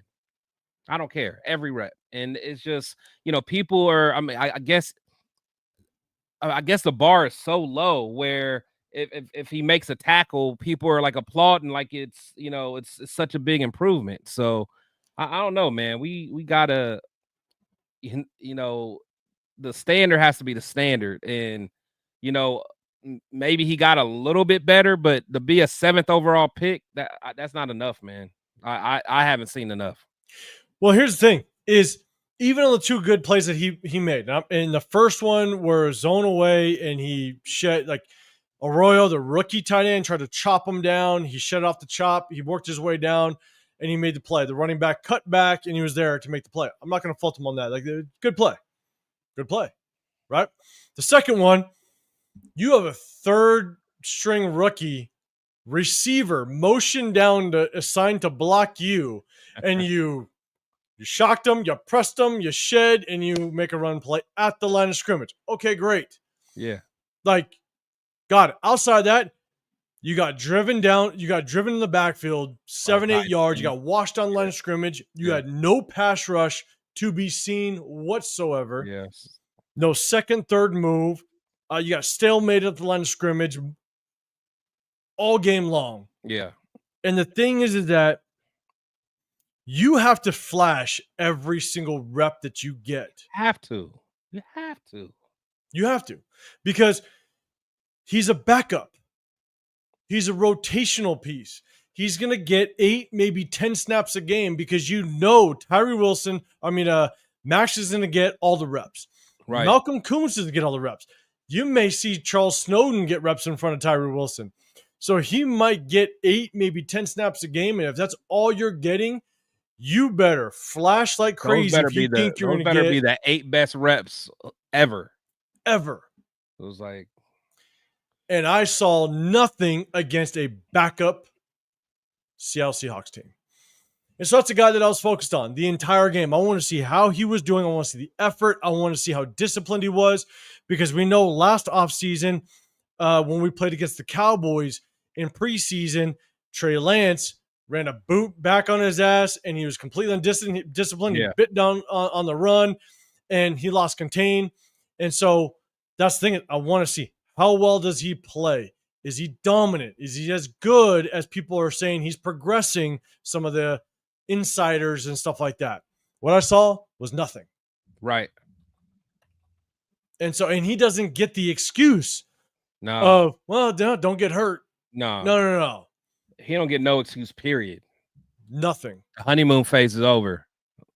So, let me know, guys, in the chat, what were your thoughts on Tyree Wilson? Do you think that he did well? What are your thoughts? Because at the end of the day, man, I think that we have a long road still ahead of us with Tyree Wilson. Now, can you talk about the defense? What was really good? He did miss a tackle, which was a little tough. Not a big fan of it, but Isaiah pulled him out with the big pick. He read that extremely well. Again, he's going against a second string, slot receiver. But it was good to see him read it. He broke on it. That was nice. That was nice. It's a play that we're going to show when we break down film on Tuesday. Did a very good job of seeing it. Seeing it develop. And so everybody's talking about, we got to bring in a safety. I know we just brought in a safety. I think it's a rotational piece. But, overall with our safeties, Chris, any feedback on the play there? No, that was a heck of a play. I mean, he broke on that like he just saw it a mile away. And that was on what? Drew Lock? Was that Drew Lock? Yeah, it was Drew Lock. Yeah. So and honestly, I mean, Drew's known for not always making the best decisions, but he has a cannon, so he throws a good ball for the most part. So, that was a good pick, man. And honestly, it was right on time because they were driving. They were moving the ball down the field. So I can't lie. If they would have went down there and scored on that possession, we would have all lost our minds. So that was good that he got that pick. I think it was good for morale. We all would have lost our mind. Lost our mind. Watching it live? Yeah. Because I'm like, here we go again. They're just driving the ball down. So no, that was a big play. But still, I gotta see more, man. I have to see more. Yeah. And I'll be real. I've said it for a long time that I think Isaiah Paul-Mal is going to be a good safety. I love the pickup. The ball was a little behind. It was actually not a great throw by Drew Lock, but that's what happens in the National Football League. Quarterbacks, are late to throws, and it happens. And so, Mark, what's happening, man? Appreciate you rolling up with us. We're just recapping the preseason game. Where's the flag in the building as well? If you guys can, again, I'm just going to reiterate one more time. If you guys can, hit the like button, subscribe, charge notifications. Got Chris, Protect Show Podcast. I'm 805 Raider, RealTalk Raider Nation. And one guy we're missing is the Severe Raider, man. Make sure you guys go over there and say what's up to him. Show some love over there, man. He's getting some life stuff done, and which is needed, man. Making sure I think he's taking his kid to go do some school shopping. I did it. Take care of the babies. Got to take care of it. I did it earlier, and that's why I told you guys before. I'm running around 112 degree weather. Got the tank top on to get on today. And so let's talk real quick. I appreciate everybody with the comments in the chat. I'm trying to bring them up as much as I can. We do a sub only chat. It's just our way to be able to show our support and thanks to everybody that subs to the channel. So if you guys can, hit that sub button if you want to get included in the chat. I'm trying to bring it up. But if you have a comment or if you have a question, at the very end of this, we're going to take on some more questions. But if you have a comment to what we're talking about, hit that hashtag Raiders. It catches my eye, and I try to bring up all the comments. So hit that hashtag Raiders, man. It definitely helps me out, especially when we have close to 150 in the chat. It definitely helps me out. And so yeah, LS. Sorry, I switched it up. I'm just real late. So let's talk about some winners and losers. Let's talk about some winners and losers of the game. I'll go first. We're gonna start with losers because we'll finish off with winners. We're gonna finish off on a good note. Let's talk about some winners and losers. Chat, let me know who your losers are of the game. I'm gonna hit that hashtag Raiders if you can. It'll just catch my eye. I definitely appreciate it. But I'll start first, Chris, and as you kind of think about what maybe some of the losers are. Number one, Tyree. Like we just talked about it, right? I think Tyree is a loser in this one. You have to dominate when you're going against 2s and 3s. You have to dominate. And he just didn't. And so the next one to me, and I don't want to call him a loser because we give rookies grace. So I'm not going to put him in this category, but I just want to mention it. We talked about before is Jack Besh. If you're a number 2 round draft pick, if you're a second round draft pick, your intention of coming on this team is to at least have some sort of impact on the offense. For sure. That's in some way. And he got the one catch. There was 2 attempts, 2 passes his way. And when you continue to watch the game film, he struggled with separation. Yeah. And when you're so pass heavy in the beginning of the game and quarterbacks are just not looking your way, that's a little bit of a sign that there's no confidence that in the there's no confidence in the quarterback knowing that they've been thrown to you all rookie mini camp, all non-voluntary or non-mandatory workouts, training camp. They just don't have the confidence to look your way instantly. And And so I would have liked, if they targeted him more, might have been a different story. But it was 2 targets, 1 catch, and I just want to see more separation out of him moving forward. The next one for me, I got a couple more, but the next one for me is Thayer Mumford and Charles Grant. Thayer Mumford struggled bad the entire game. We need to have a solid backup if somebody goes down, and he did not look the part whatsoever, even to be a reliable backup. And then Charles Grant looks like he just needs more than maybe one off season to see what he could do. So those are definitely some losers to me. A lot of people might put Aiden O'Connell in there, and I understand that. I think we were trying to force the ball to Deontay Thornton at times. I think Aiden O'Connell did not have a good showing in that first half. It was a real struggle. He did come on strong in the second half. I'm not going to fault people for putting him in the loser category, because as a guy that is, going into his third season, you want to see more out of him without question. But I just struggle with putting quarterbacks in the winner or loser, knowing that offensive coordinators, they like to force the ball in certain areas. And it remains to be seen just kind of what Chip Kelly wanted to do. And so I'm not saying they don't look great, but, he had some bad throws, didn't look good. That pick that went to the corner, he should have known the corner was sitting in a cover 2. Who was that? I think it was Alec Bachman. Did a very good job of shutting down his out route because he noticed it was a cover 2, and Aiden O'Connell didn't see it. And so not a good showing, Aiden O'Connell, but we'll definitely I know I'm not going to fight people saying that he was a loser. So, Chris, man, what are some of your losers overall in the game? Yeah, me personally, I actually have to start with AOC, man. Okay. Not even, I mean, more just from his specific fan base, because he almost has like a cult like following where his fans, again, he's a Raider, so I'm a fan of myself, but he has a certain group of fans that just thinks he is the greatest thing since sliced bread. But I get what you're saying, because a lot of times in preseason, right now it's time to make the mistakes. Right now is the time to force the ball X, Y, and Z. But his issue wasn't even just trying to force the ball; they were just flat out bad throws. They were just bad throw. I mean, it was just underthrowing the one interception. It was just it was just not good football. And then he got the penalty.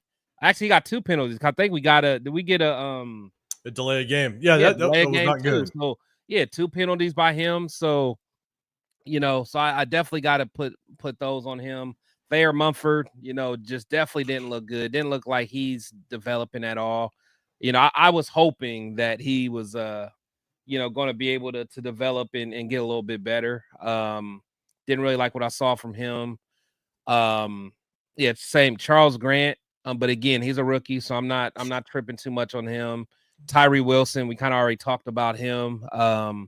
It's not like he just played a super bad game, but he played on par as a second and third stringer plays. Like he didn't look no different than anyone else I was out there, and that's a problem when you're number 7 overall. So I'm putting him out there, and then let's see if I had to add one more. Let's see. Besh too, because to me he got outplayed by. I mean, to me, what's his name looked better than him? Bachman.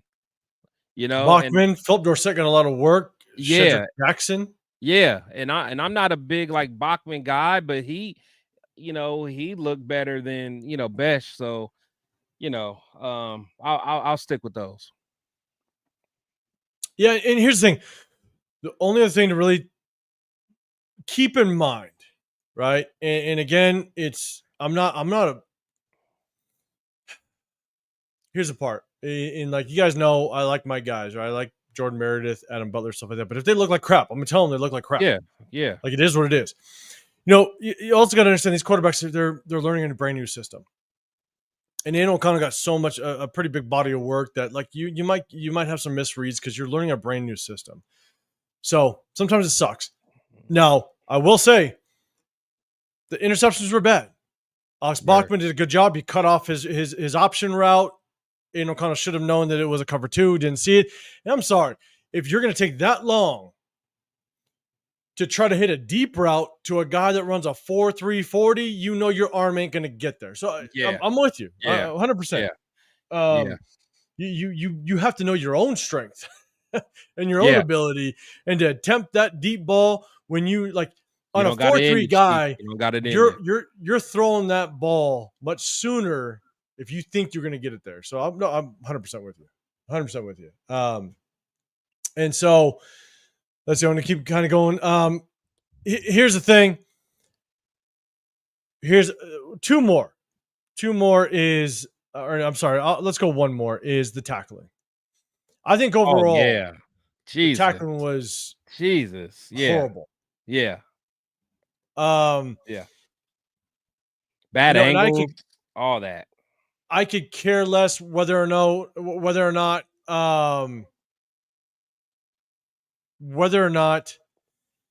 you're going, second, third stringers or what have you. When you get to the point of contact, I don't care what string you are. You better learn how to tackle. You better know how to tackle. You know what I'm saying? And so, at the end of the day, you need to, and it's not just, there's, it's looking at 2 different ways. It's not just the solo tackles. Like if you want to be a good defense, you better be able to tackle one-on-ones, the open field tackles. Oh yeah. The good defense, the top 10 defenses have a better success rate with open field tackles. Corners making open field tackles, outside linebacker, safeties coming up. You better be able to do it. But at the same time, you better be able to fly the football. Right. I know the term flies all over the place, but if you ever played the game of football, you hear the term gang tackling. Yeah. I would always tell my defenses that I want 8 to a hat or 8 to the ball. I want 8 to the ball. I want 8 hats on the ball carrier because I want my safety, backside linebacker, and my corner. You stay home. If anything's coming back, you're going to delay your ass to the ball. You stay home. You stay disciplined. So you delay to the football. But everybody else, I want to have the ball. Swarm. You know what I'm saying? And it just didn't look like we were doing a very good job of it. And, we struggled with a lot of just tackles. So we got to clean that up. And so let me kind of get to the chat a little bit. Let's go. Taddy with the hashtag Raiders appreciate you. Eric Stokes was everywhere and nobody's talking about it.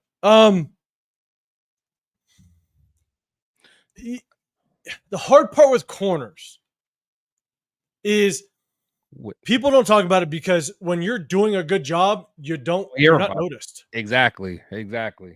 So if you look at the film, I agree with you. He did a good job. He was stuck on his receiver, stuff like that. I think the reason why you don't talk about too much is because he's going against number 2s and number 3s. Yeah. You know what I'm saying? Like, I want to see him against the starters.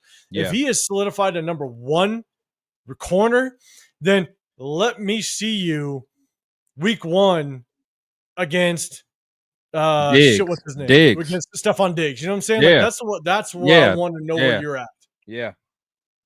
You know what I'm saying? Like you're like, it was a known fact that the Seattle Seahawks were starting their backups. Yeah. And so if you look good against backups, great. But until you see starters, man, let me know what you look like week 1. And so I'm not saying he didn't do a bad job, but I'm not kind of getting all hyped up and stoked about him because, he looked good, man. So Chris, let me know if I'm wrong, but what's your feedback on that? No, you're 1,000% correct. I want to see what he does again. And that's why these joint practices are so important to me. Like, I want to see what he does, in these one-on-ones in this joint practice and stuff like that. Like that's what's going to be impressive for me, playing against, the second and third string guys. You're supposed to be CB1.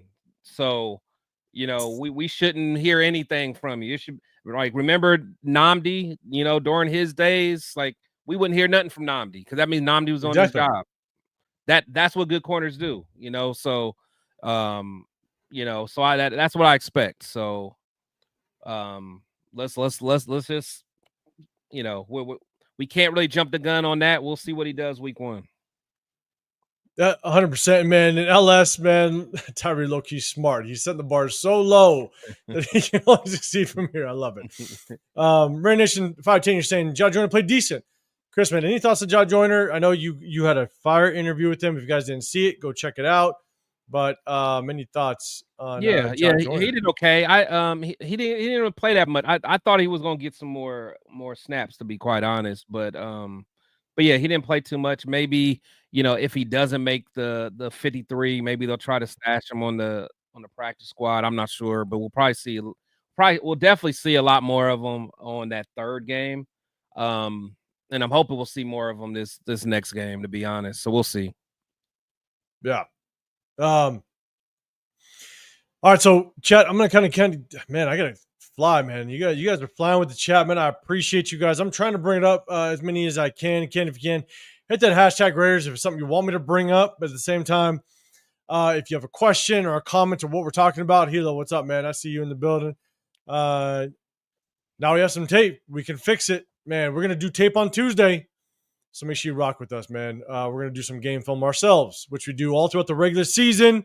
We definitely rock through and watch some game film as well. And so let's talk about Dark, man. You're saying Jack Best showed me 0. That's tough. Again, early, but I'm with you. Want to see just a little bit more out of him.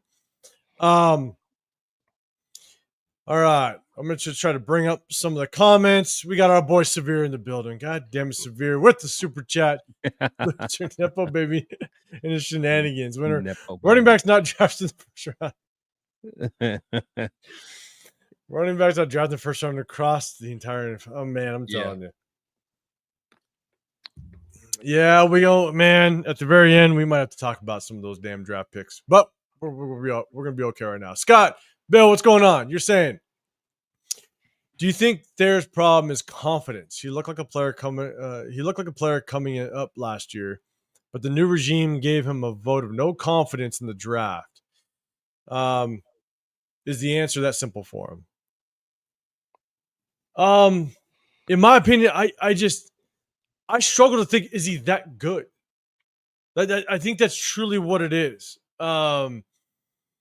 You saw flashes, but there was never any consistency that he could be the guy.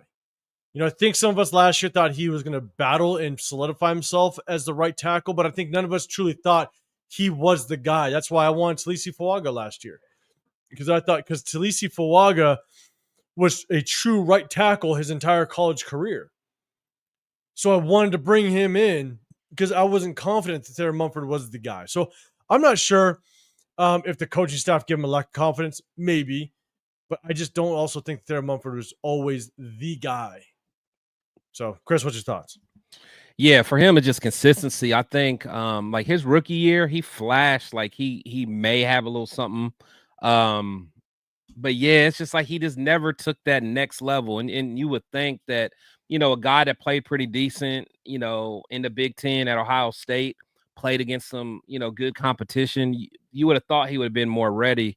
And just to see Glaze just kind of surpass him this quickly. And even last year or the year before, and he even showed that he was even better on the left side than on the right side. But it's just like, I don't know, man. It's just taking a step back. But then again, that goes back to the Raiders being the Raiders, having a new defensive or new offensive line coach every year.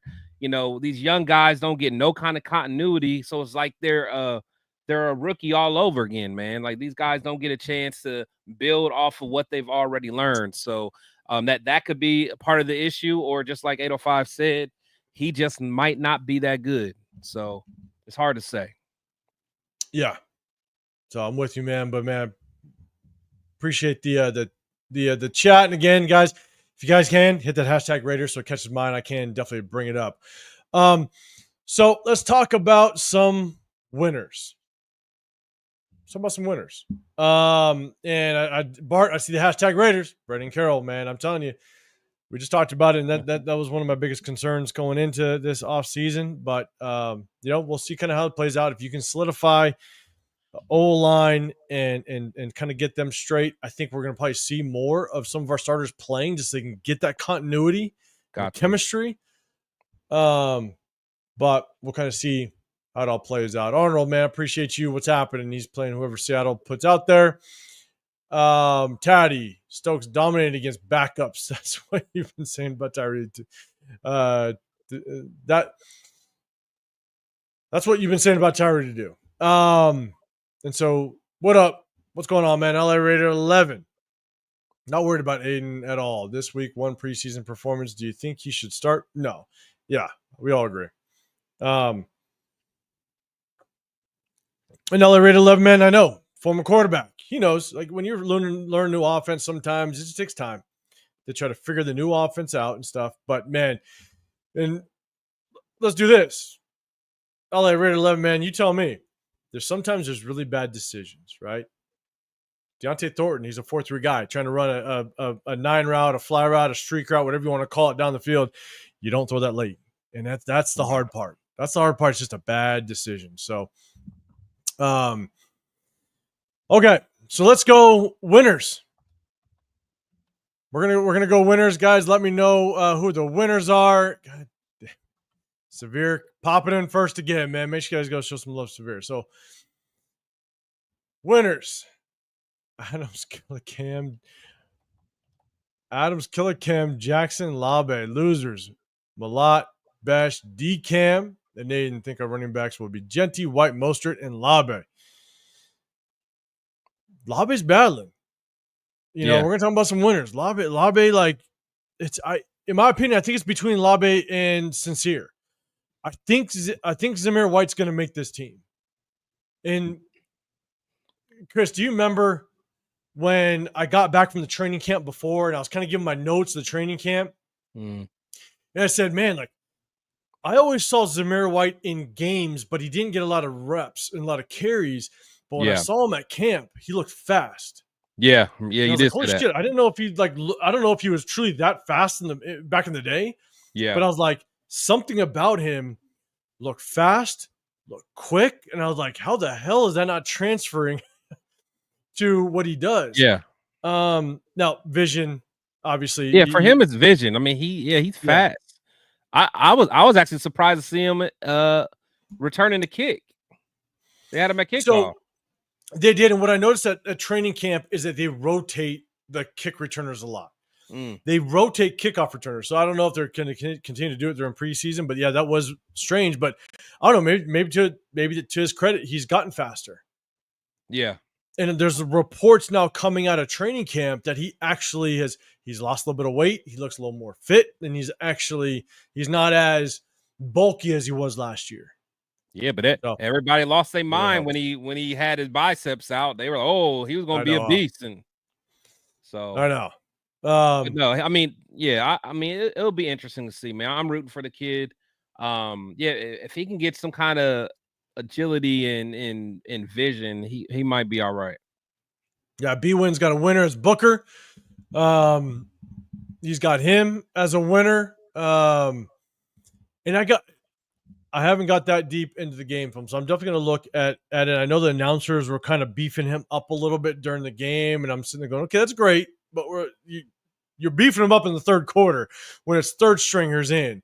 Like, if he's going to be solidified the starter next to Adam Butler, you might get your ass eaten up against starters. You know what I'm saying? So if you're getting beefed up in the third, I definitely want to just view it in the right perspective, but at the same time, I want to go back and definitely dive in the game film. But B-Win, you got a winner as Booker. Art White, what's going on? Booker did. I will say he hustles. I did like that about him. He hustles. Like, he was trying to run people down. You could tell he has a motor. So I did like that, in his game. So we'll see. Yeah, and here's the thing, right? When we talk about a starter next to Adam Butler, it's someone that you just hope they step on the field, they don't hurt you. Because you're not going to replace Christian Wilkins. Right. And we know that you're going to be a guy that we pick up on free agency or he's you're not a top tier guy. So you're just hoping that the guy that lines up as a starter just doesn't hurt you. And so, all right. So, Raider Y, you got Miller Olave. You got Laki Tasi and Tonka Hemingway. Adams look great. Josh saying, I love Labe. Labe different, being sincere at this point. Yeah, they're battling without question. Raider Nation 5'10", you got Chris Collier. He flashed too. I can't disagree with that. And so let's see. Let's go back. John Fine saying, I disagree. I think McCormick will take Zeus's spot and Labe will push Zeus out. Okay. All right. That we'll definitely see how it kind of all plays out the next 2 preseason games. Okay. So let's do this. We're going to talk winners, losers. Chris, let's talk about one guy first. Laki Tasi. We're going to start with this guy because I don't want to miss on this guy. I noticed it actually when and again, I know everybody, I've said this multiple times, the way I watch film, the actual games, I keep rewinding. Right. And I saw somebody flat back the piss out of somebody. And Laki Tasi fired out and literally flat back the crap at an interior defense lineman. It was in the 4th quarter. Yeah. Laki Tasi got in late in the 4th quarter.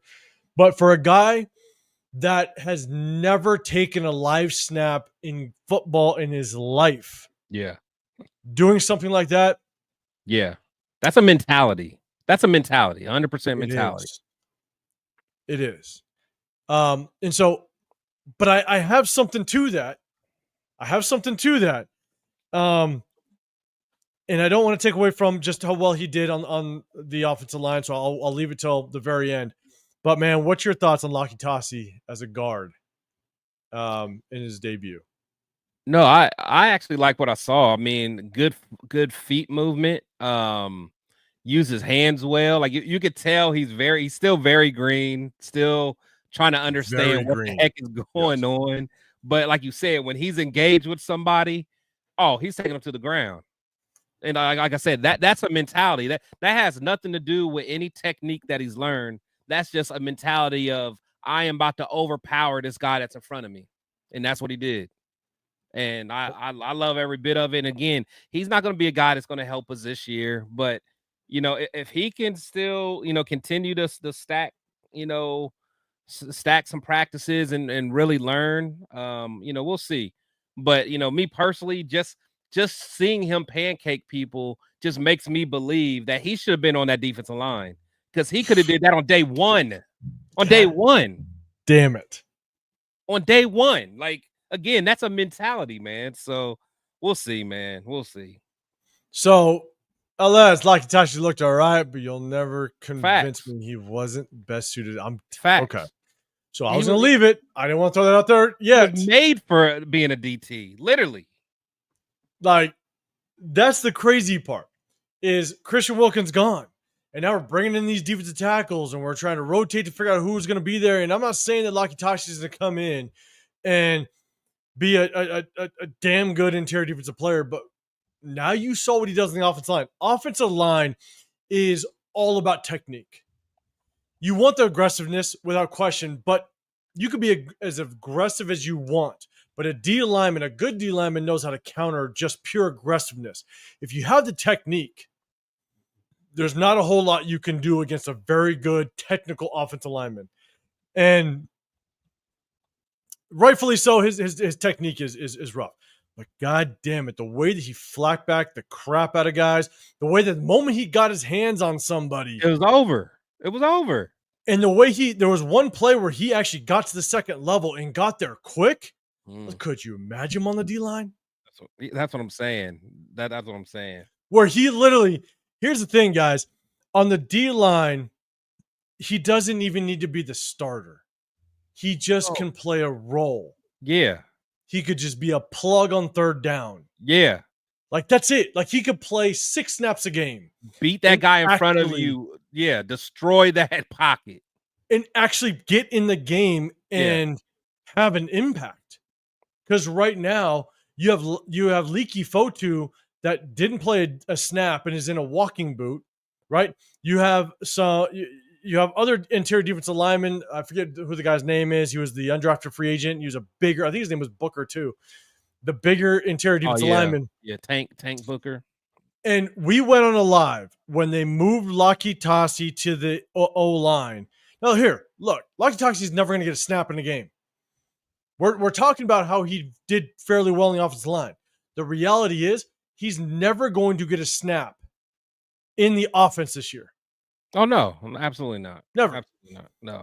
And so the thing is, could he help? Or, and I brought this point up when we talked about moving him to the offensive line, is when you have a player that's never played this game before, one of the best things you can provide to that player is confidence. Yeah. And all it takes is for him to literally get one snap on a 3rd and short in practice, and you make that snap. Yeah. Confidence skyrockets. Yeah. And it's like, oh shit, here we go. And so we have so many question marks on the interior defensive line. It's like, damn, could you give this guy an entire, and maybe he doesn't even play this year, but give him an entire season to practice and rep as an interior defensive lineman? Yeah. Yeah. Like the flash he showed as the offensive lineman, flat backing some people. Like, and he's, and like you're saying, Chris, his technique is very raw. It's going to take a long time. But and to be a good guard, I mean, you got to be able to communicate. You got to anticipate. You got to kind of know what the defense is doing in front of you, you know, with the whole stunts and all that. It's a lot to take in. But man, like on that D line, like you said, you keep it as simple for him, just simple. Like you said, that'll build up his confidence, man. And that you can't tell me, like I think someone put in the comments, LS, like imagine him going against someone like Andre James or hell, even a Dylan Parham, like today with no, and he's big. That's what I'm saying. I'm telling you, today, like the technical skills will come, but that mentality and that just brute strength, man.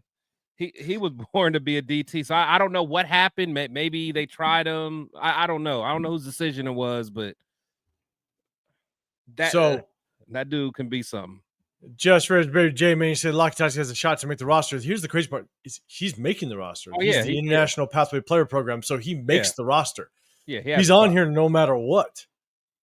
And so you can put him really wherever you want. And so even at the defensive tackle position, he's not even taking up a roster spot. Right. And so it's like you just rep him. That's it. Give him some experience and just be a situational guy. Yeah. You don't even like, and that's not to like dive too deep in this, but it's like as an offensive lineman, you don't rotate offensive linemen. There's not situational offensive linemen. You're in or out. You're in or you're out, right? And so on the defensive line, you can be situational. It's like John Jenkins, what he was 2 years ago, not so much last year, but 2 years ago. Yeah, exactly. We were all stoked that he was in there because he was a big body and could be a short yardage guy. He may only see the field 3, maybe 4 times a game.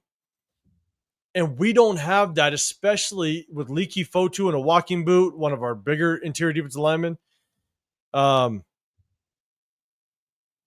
Yeah, I think we'll all kind of sit back and go, man, what could have been if he stays on the offensive side. So, so Severe Man, 95% chance White makes this roster. Most physical backs we have, and most physical back that we have, and by far the best in pass pro. Say bye-bye, Sincere and Labe. Looking like Sincere right now. Yeah. Look, he looked good without question. I think this was the comment you're talking about earlier about LS. Severe is, Chris, O-line is purely finesse. Powerful D tackles are so hard to beat.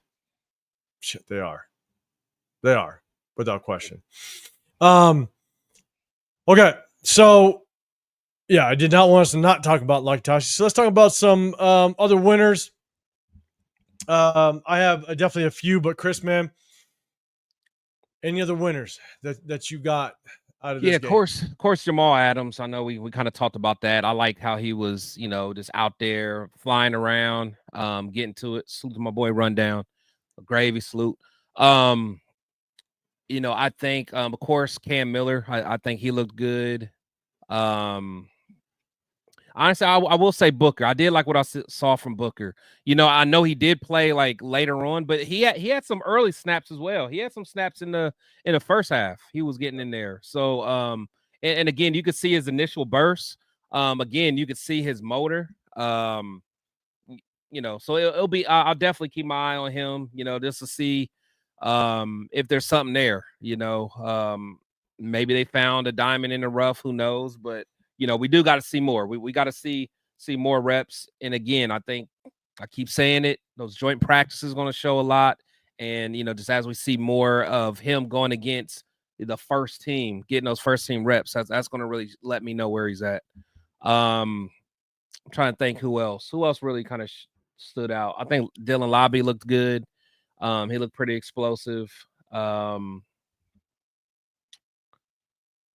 That's about the ones that I would probably say that kind of caught my eye. So let's do this. Yeah, I appreciate everybody rolling. Scott Bell, I'm gonna get to your comment in just a second. Judo Joe, you said I want to see Tasha special teams kickoff straight trucking people. that'd be wild. Yeah. Raider Tony in the building.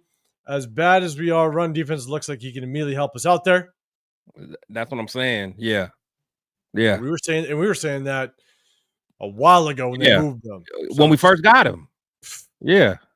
Makes sense for talking to rotated D tackle. When our starters take a breather, he'll tire out some offensive linemen for sure. What up, CJ, man? Yeah, 100%. Ready to run down. Lockie's got some juice, so I like him at offensive guard, though. With more work, he'll be nasty, but shit, might be a 2-year deal. Might be even, will he even get some playing time? We never know. He's like only 21 or something, isn't he? He's like, he's young. Yeah, he's real young. Yeah, he's like, so we got time to develop them. But one thing I don't want to do, I don't want to keep switching them back and forth though. No, someone like that, it's like that's why I don't know, man. Maybe they saw something and he can be a guard, but man, I just feel like they keep him at D. They should have kept him at DT. Let him learn that position, man. And so Scott, I definitely want to get to this because you bring up that point, right? If you make Tassi play offensive line, does that help him understand D-line? You're saying it's going to take a long time. So are they chalking up this year for the sake of the long game? They could.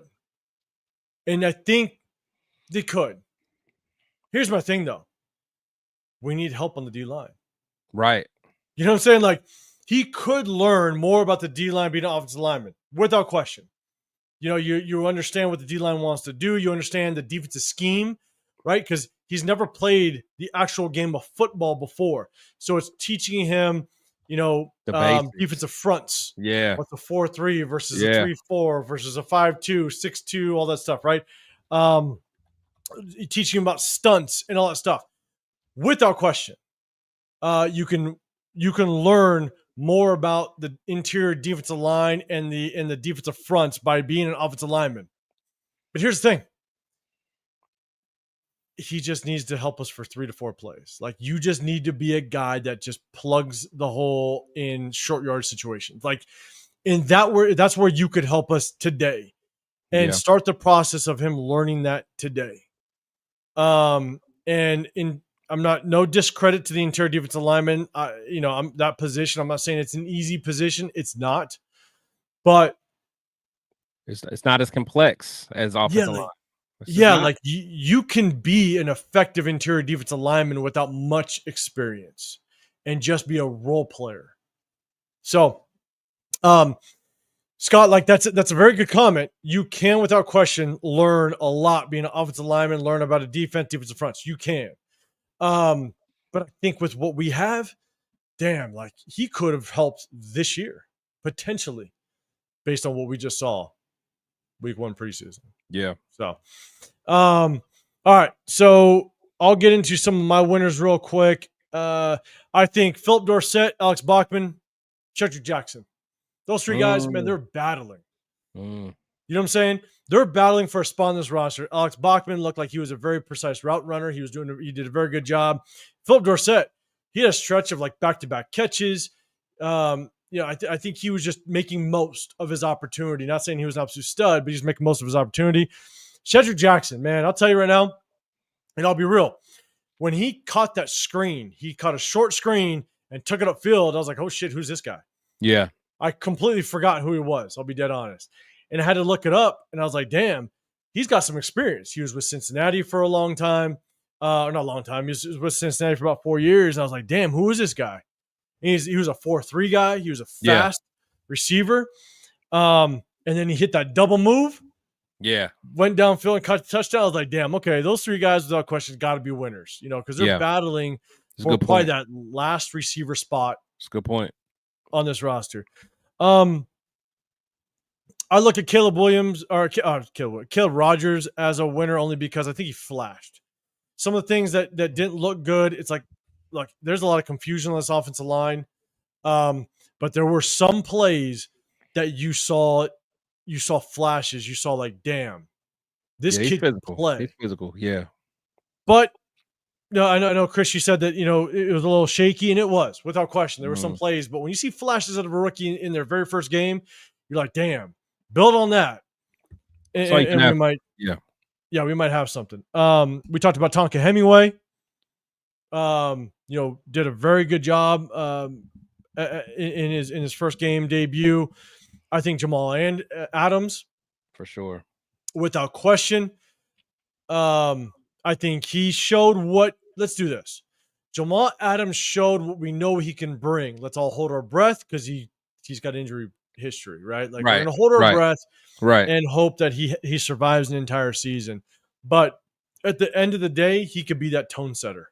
Exactly. Every defense needs a tone setter. Exactly. And he could be that. That one guy that just flies and makes a massive hit or a big play, or and you saw him even being hyped towards the tail end of the game when the backups were in. You just love seeing that. So I think Jamal Adams, without question, is a winner. You got Dylan Labe, a winner. Yeah. Ripped off some good runs. Definitely made up for the 1 carry, 1 fumble last year. What I'm saying? So I definitely think Dylan Labe did a good job. Let's talk in chat. Let me know about Cam Miller. Let's talk about Cam Miller for a second, because everybody is now like, watch out. Cam Miller is now on the scene. Let's talk about Cam Miller for just a second. Before I jump into that, you got John Fallon, man. I appreciate you hitting that hashtag Raiders. Do you think Dalton Wagner will stick around and he looked good and he is a huge man? He is a massive human being. Yeah. I don't think so. I think he's tried real hard to make this squad for so long, and he ends up being on the practice squad. I think at best he's on the practice squad again. Chris, man, what's your thoughts? Yeah. He's just a big guy. Just his feet, is and plus I think in this particular system, I think Chip Kelly's going to ask a lot from these guys as far as just moving and stuff like that. I think he's more of a mauler. He's a guy that's, in a pure power system.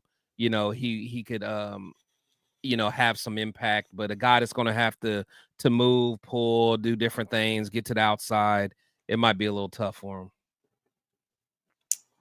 Yeah, it's when I went back and watched because Dalton Wagner was an Arkansas guy, right? And so when I go back and I watch his game film, man, he looks like a robot. Yeah, he's stiff. He doesn't move very well. He's not very athletic. And that was my first initial instinct on him, or just kind of what I thought of him. And yeah, it remains to be seen if he's gonna be able to, pull it together. Right. So, yeah, we're going to be there for home opener. We're going to talk about Cam Miller. I know it's been a hot topic. We're going to be there for the home opener, man. So, Jay, man, let's link up without question. We're going to have some fun. And, man, we'll figure it all out. If anybody else is going to be there for the home opener, hit us up. We're going to be there from Saturday to Sunday. We're going to have some fun. Cam Miller. And hit that hashtag Raiders if you guys can. I'll definitely bring it up. I'll bring up the comment if you have a question on it. I have my thoughts, man. Chris, what are your thoughts on Cam Miller? Obviously, had that touchdown pass to Cedric Jackson. Yeah. You know, he came in, was able to drive us down a little bit, get us at least into field goal range. But what's your initial thoughts on Cam Miller? Because man, the Raider fan base, Yeah. they're thinking, Yeah. oh shit, Yeah. here we go, next coming. For sure. Yeah, I did like what I saw. I'm not gonna lie, because you know I was one of those guys that you know, of course, didn't know much about him when we drafted him. I mean, actually pretty pissed off when we did draft him, because there was still some other guys out there that, you know, I was a little bit more curious about. But you know, it's you know, I just want to see more. I just want to see more. You know, I'm not you know, jumping on the train yet, but you know, he did some good things. You can tell he's athletic. Again, but this is, you know, very basic vanilla offense that we saw playing against, you know, some vanilla defense as well. But you know, for that to be his first showing, I like it. I like the poise that he showed, brought us back. I'm anxious to see more from him. I can't lie. He's definitely exceeded the expectations that I originally had for him. So I'll definitely watch him a lot closer now. Yeah, and Bart, you're saying losing McClendon to Seattle a few years back was a bummer. How's he doing in Seattle? I don't know. Yeah, I don't even think he. Yeah, I've heard nothing about him. I have no clue, man. I'm my bad, Bart. I have no clue. But I appreciate you in that hashtag Raiders Bart. I see it, Raiders Bart. And so, John, man, cool. Yeah, hit us up. Hit us up for sure, man. We're gonna be out there week 1, hope opener, man. We're gonna have some fun. Tiang, what's going on? You're saying winner. Winner is the new coaching staff for making great adjustments in the second half. The offense played much up tempo, and defense played better, much better than our 2 previous coaching staffs. All right, Tiang, you got new coaching staff. We're gonna get about that. We're talking about Cam. I'm gonna bring that up. I'm with you. Cam has talent and potential. We need to pump the brakes on him. Yeah, we need to see more. We got to see more time and test him. We need to see what he could be first. Here's the thing. I love the fact that he just had the poise. Exactly. Just handle the offense. Exactly. You love that as a young rookie to have the poise to kind of get down there. Now it was a lot of dump off short yardage passes, a lot of tempo throws, even that touchdown pass to Cedric Jackson. Even the touchdown pass, that's just a tempo throw. That's more Cedric Jackson running that stop and go and getting open. That's Cam Miller just playing catch. That's truly what it is. And so all Cam Miller has to do is just make sure that defense is playing the coverage that he wants. And if you go back and watch it, that defense, the safety rolled to a cover 3, which left basically Cedric Jackson one-on-one with that corner. He saw it, and that's just a tempo throw. Yeah. And so I give more credit to Cedric Jackson getting open on that. Yeah, that was nice. That was nice. But and for Cam Miller, it's just that's just playing catch. But I'm not going to take away from the fact that he stepped up for the moment, and you got to give it to him. Yeah. And so, you know, I definitely wanted to see him play more. I got to see more out of him. There's no way that you can take what he did and think that he's going to step in and be a starting quarterback in the National Football League. There's no way. No. But let's just see what he does. I definitely think he's a winner without question, because he did a damn good job of stepping in and getting us in the position to potentially win the football game. So, love to see that out of rookies, especially even in the beginning of the show. We said, look, pump the brakes on some of the rookies. Even if they have a bad game, it's the first game that they've ever played in the NFL. Give them some grace.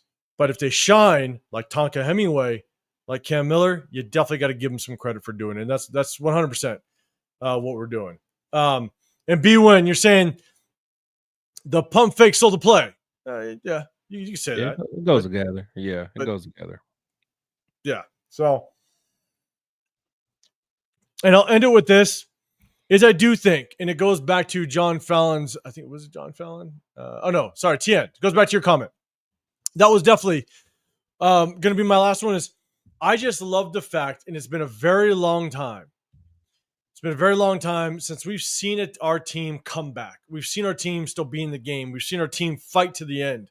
It's been quite a while that we've seen that. Even the veterans getting popped up off the bench, Jamal Adams and Max Crosby, they're all jumping around. And exactly. And to kind of see that in Tien's point, we made adjustments. Now, you can make the argument that the adjustments is just now it's the same caliber players playing against each other, so they're playing for everything. It's the second and third stringers playing 110% to fight for a starting position or just a spot in this roster. And so there's just better competition on the field. But at the end of the day, you love seeing the veterans. Geno Smith up there in the huddle when we called the timeout and Cam Miller's on the sideline. Geno Smith is in the huddle actually helping Cam Miller just to kind of figure out what play is there. I like that. You see that, you're like, damn, okay. This coaching staff is at least getting the sideline in this locker room on the same page and all bought in. So I will give Pete Carroll a win for this first preseason game, and we'll just kind of see how it all works out. So, man, Chris, any comments on just the coaching staff and just kind of what I talked about? Yeah, the coaching staff, we kind of have a love-hate relationship right now. So no, but at the end of the day, I just want to see more. I want to see more. I overall, if I'm just talking about the coaching staff, I do not like how they came out. I feel like they just weren't. I won't say they weren't fired up, because they looked fired up before the game, but it was just flipping people off and shit. Yeah, hey, I just didn't see the, just that fire that I wanted to see. And again, maybe because it's preseason, but the whole thing about Pete Carroll is all we keep hearing about: compete. And it's like, if that's what we're establishing our whole foundation on, I expect to see those guys out there, giving it their all. And if nothing else, like, okay, Max, I understand, you're not getting paid for this game or whatever, but I want you to still set the example for a Tyree Wilson, and everyone else. So, and again, and I'm not saying Max, because, Max is the hardest working guy probably in the NFL. So not him specifically, but, I just want to see more of, those guys ready to play. And hopefully, we'll see that come this next game. Cause I think Pete already said the starters are playing again. So apparently he wasn't happy with what he saw. So. Yeah, John Fowler saying with Rob Leonard being a great D tackle coach, Lakitashi should be DT. That's a good point. I know, man. We all tout how good of a front D tackle coach or just D lineman coach Robbie Leonard is. Man, you put Lakitashi back there. That's what I'm saying, man. Put him in that D tackle room. Jesus Christ, man. I don't know, Raider Pete, but hey, if anybody's in the area, I'm going to the joint practice against the 49ers. If you guys can be around, let me know. But at the same time, I'm going to be there next weekend to watch the 49ers versus the Raiders. We're going to have a good time. I'm going to be checking it out. We'll probably go live afterwards and just kind of break the game down. But if you guys know, we do breakdown game film. We're going to do it on Tuesday. So definitely tap in with us with that. So that's kind of everything. We appreciate everybody rocking with us. Just know that if you guys haven't been around, like I just said, we break down game film. We're going to do it on Tuesdays, and we also do it in the middle of the season. During the season, any game that goes on, we break down the game film in the middle of the week following that game just to kind of give you our take, our ins and outs on it, and we have a little bit of fun. And so we appreciate everybody rocking with us, man. Let me shoot over to my guy, Chris. Chris, man, let everybody know what you got going on. I know you got your show during the weekend or the videos with Dub Raider. Thanks to Dub Raider. We will be there week 2, home opener, man. But let everybody know what you got going and what they look forward to. Yeah, man. Chris with Protect the Shield podcast. You guys can find me on all social media platforms. Again, I like talking ball. So, I know a lot of you guys hit me up in the DM and we talk or whatever. Have a good time. So, definitely check me out. Of course, I got this show with my brothers every Sunday, every Tuesday. The War Room. So if you guys are new here, make sure you guys take a second to subscribe to not only myself, but my boy 805 and the Severe Raider. We're definitely working hard, and we definitely got some stuff that we're cooking up for you guys during the season. We're excited to be able to, really get going for this year. And then again, like I always emphasize, man, like we're not going to be the show that's always going to be fluffy. We're not always just going to, give the takes that's comfortable and the takes that are always positive. We're all very objective thinkers. We all are. We don't mind going against the grain. Sometimes people are going to like it. Sometimes they're not. That's just how it is. But you're always going to get authentic takes from us, man. So again, I appreciate everyone that's here. Make sure you guys always hit the like button and salute the Dub Raider. Make sure you guys subscribe to Dub Raider. I have a show with him he drops a video every Sunday, man.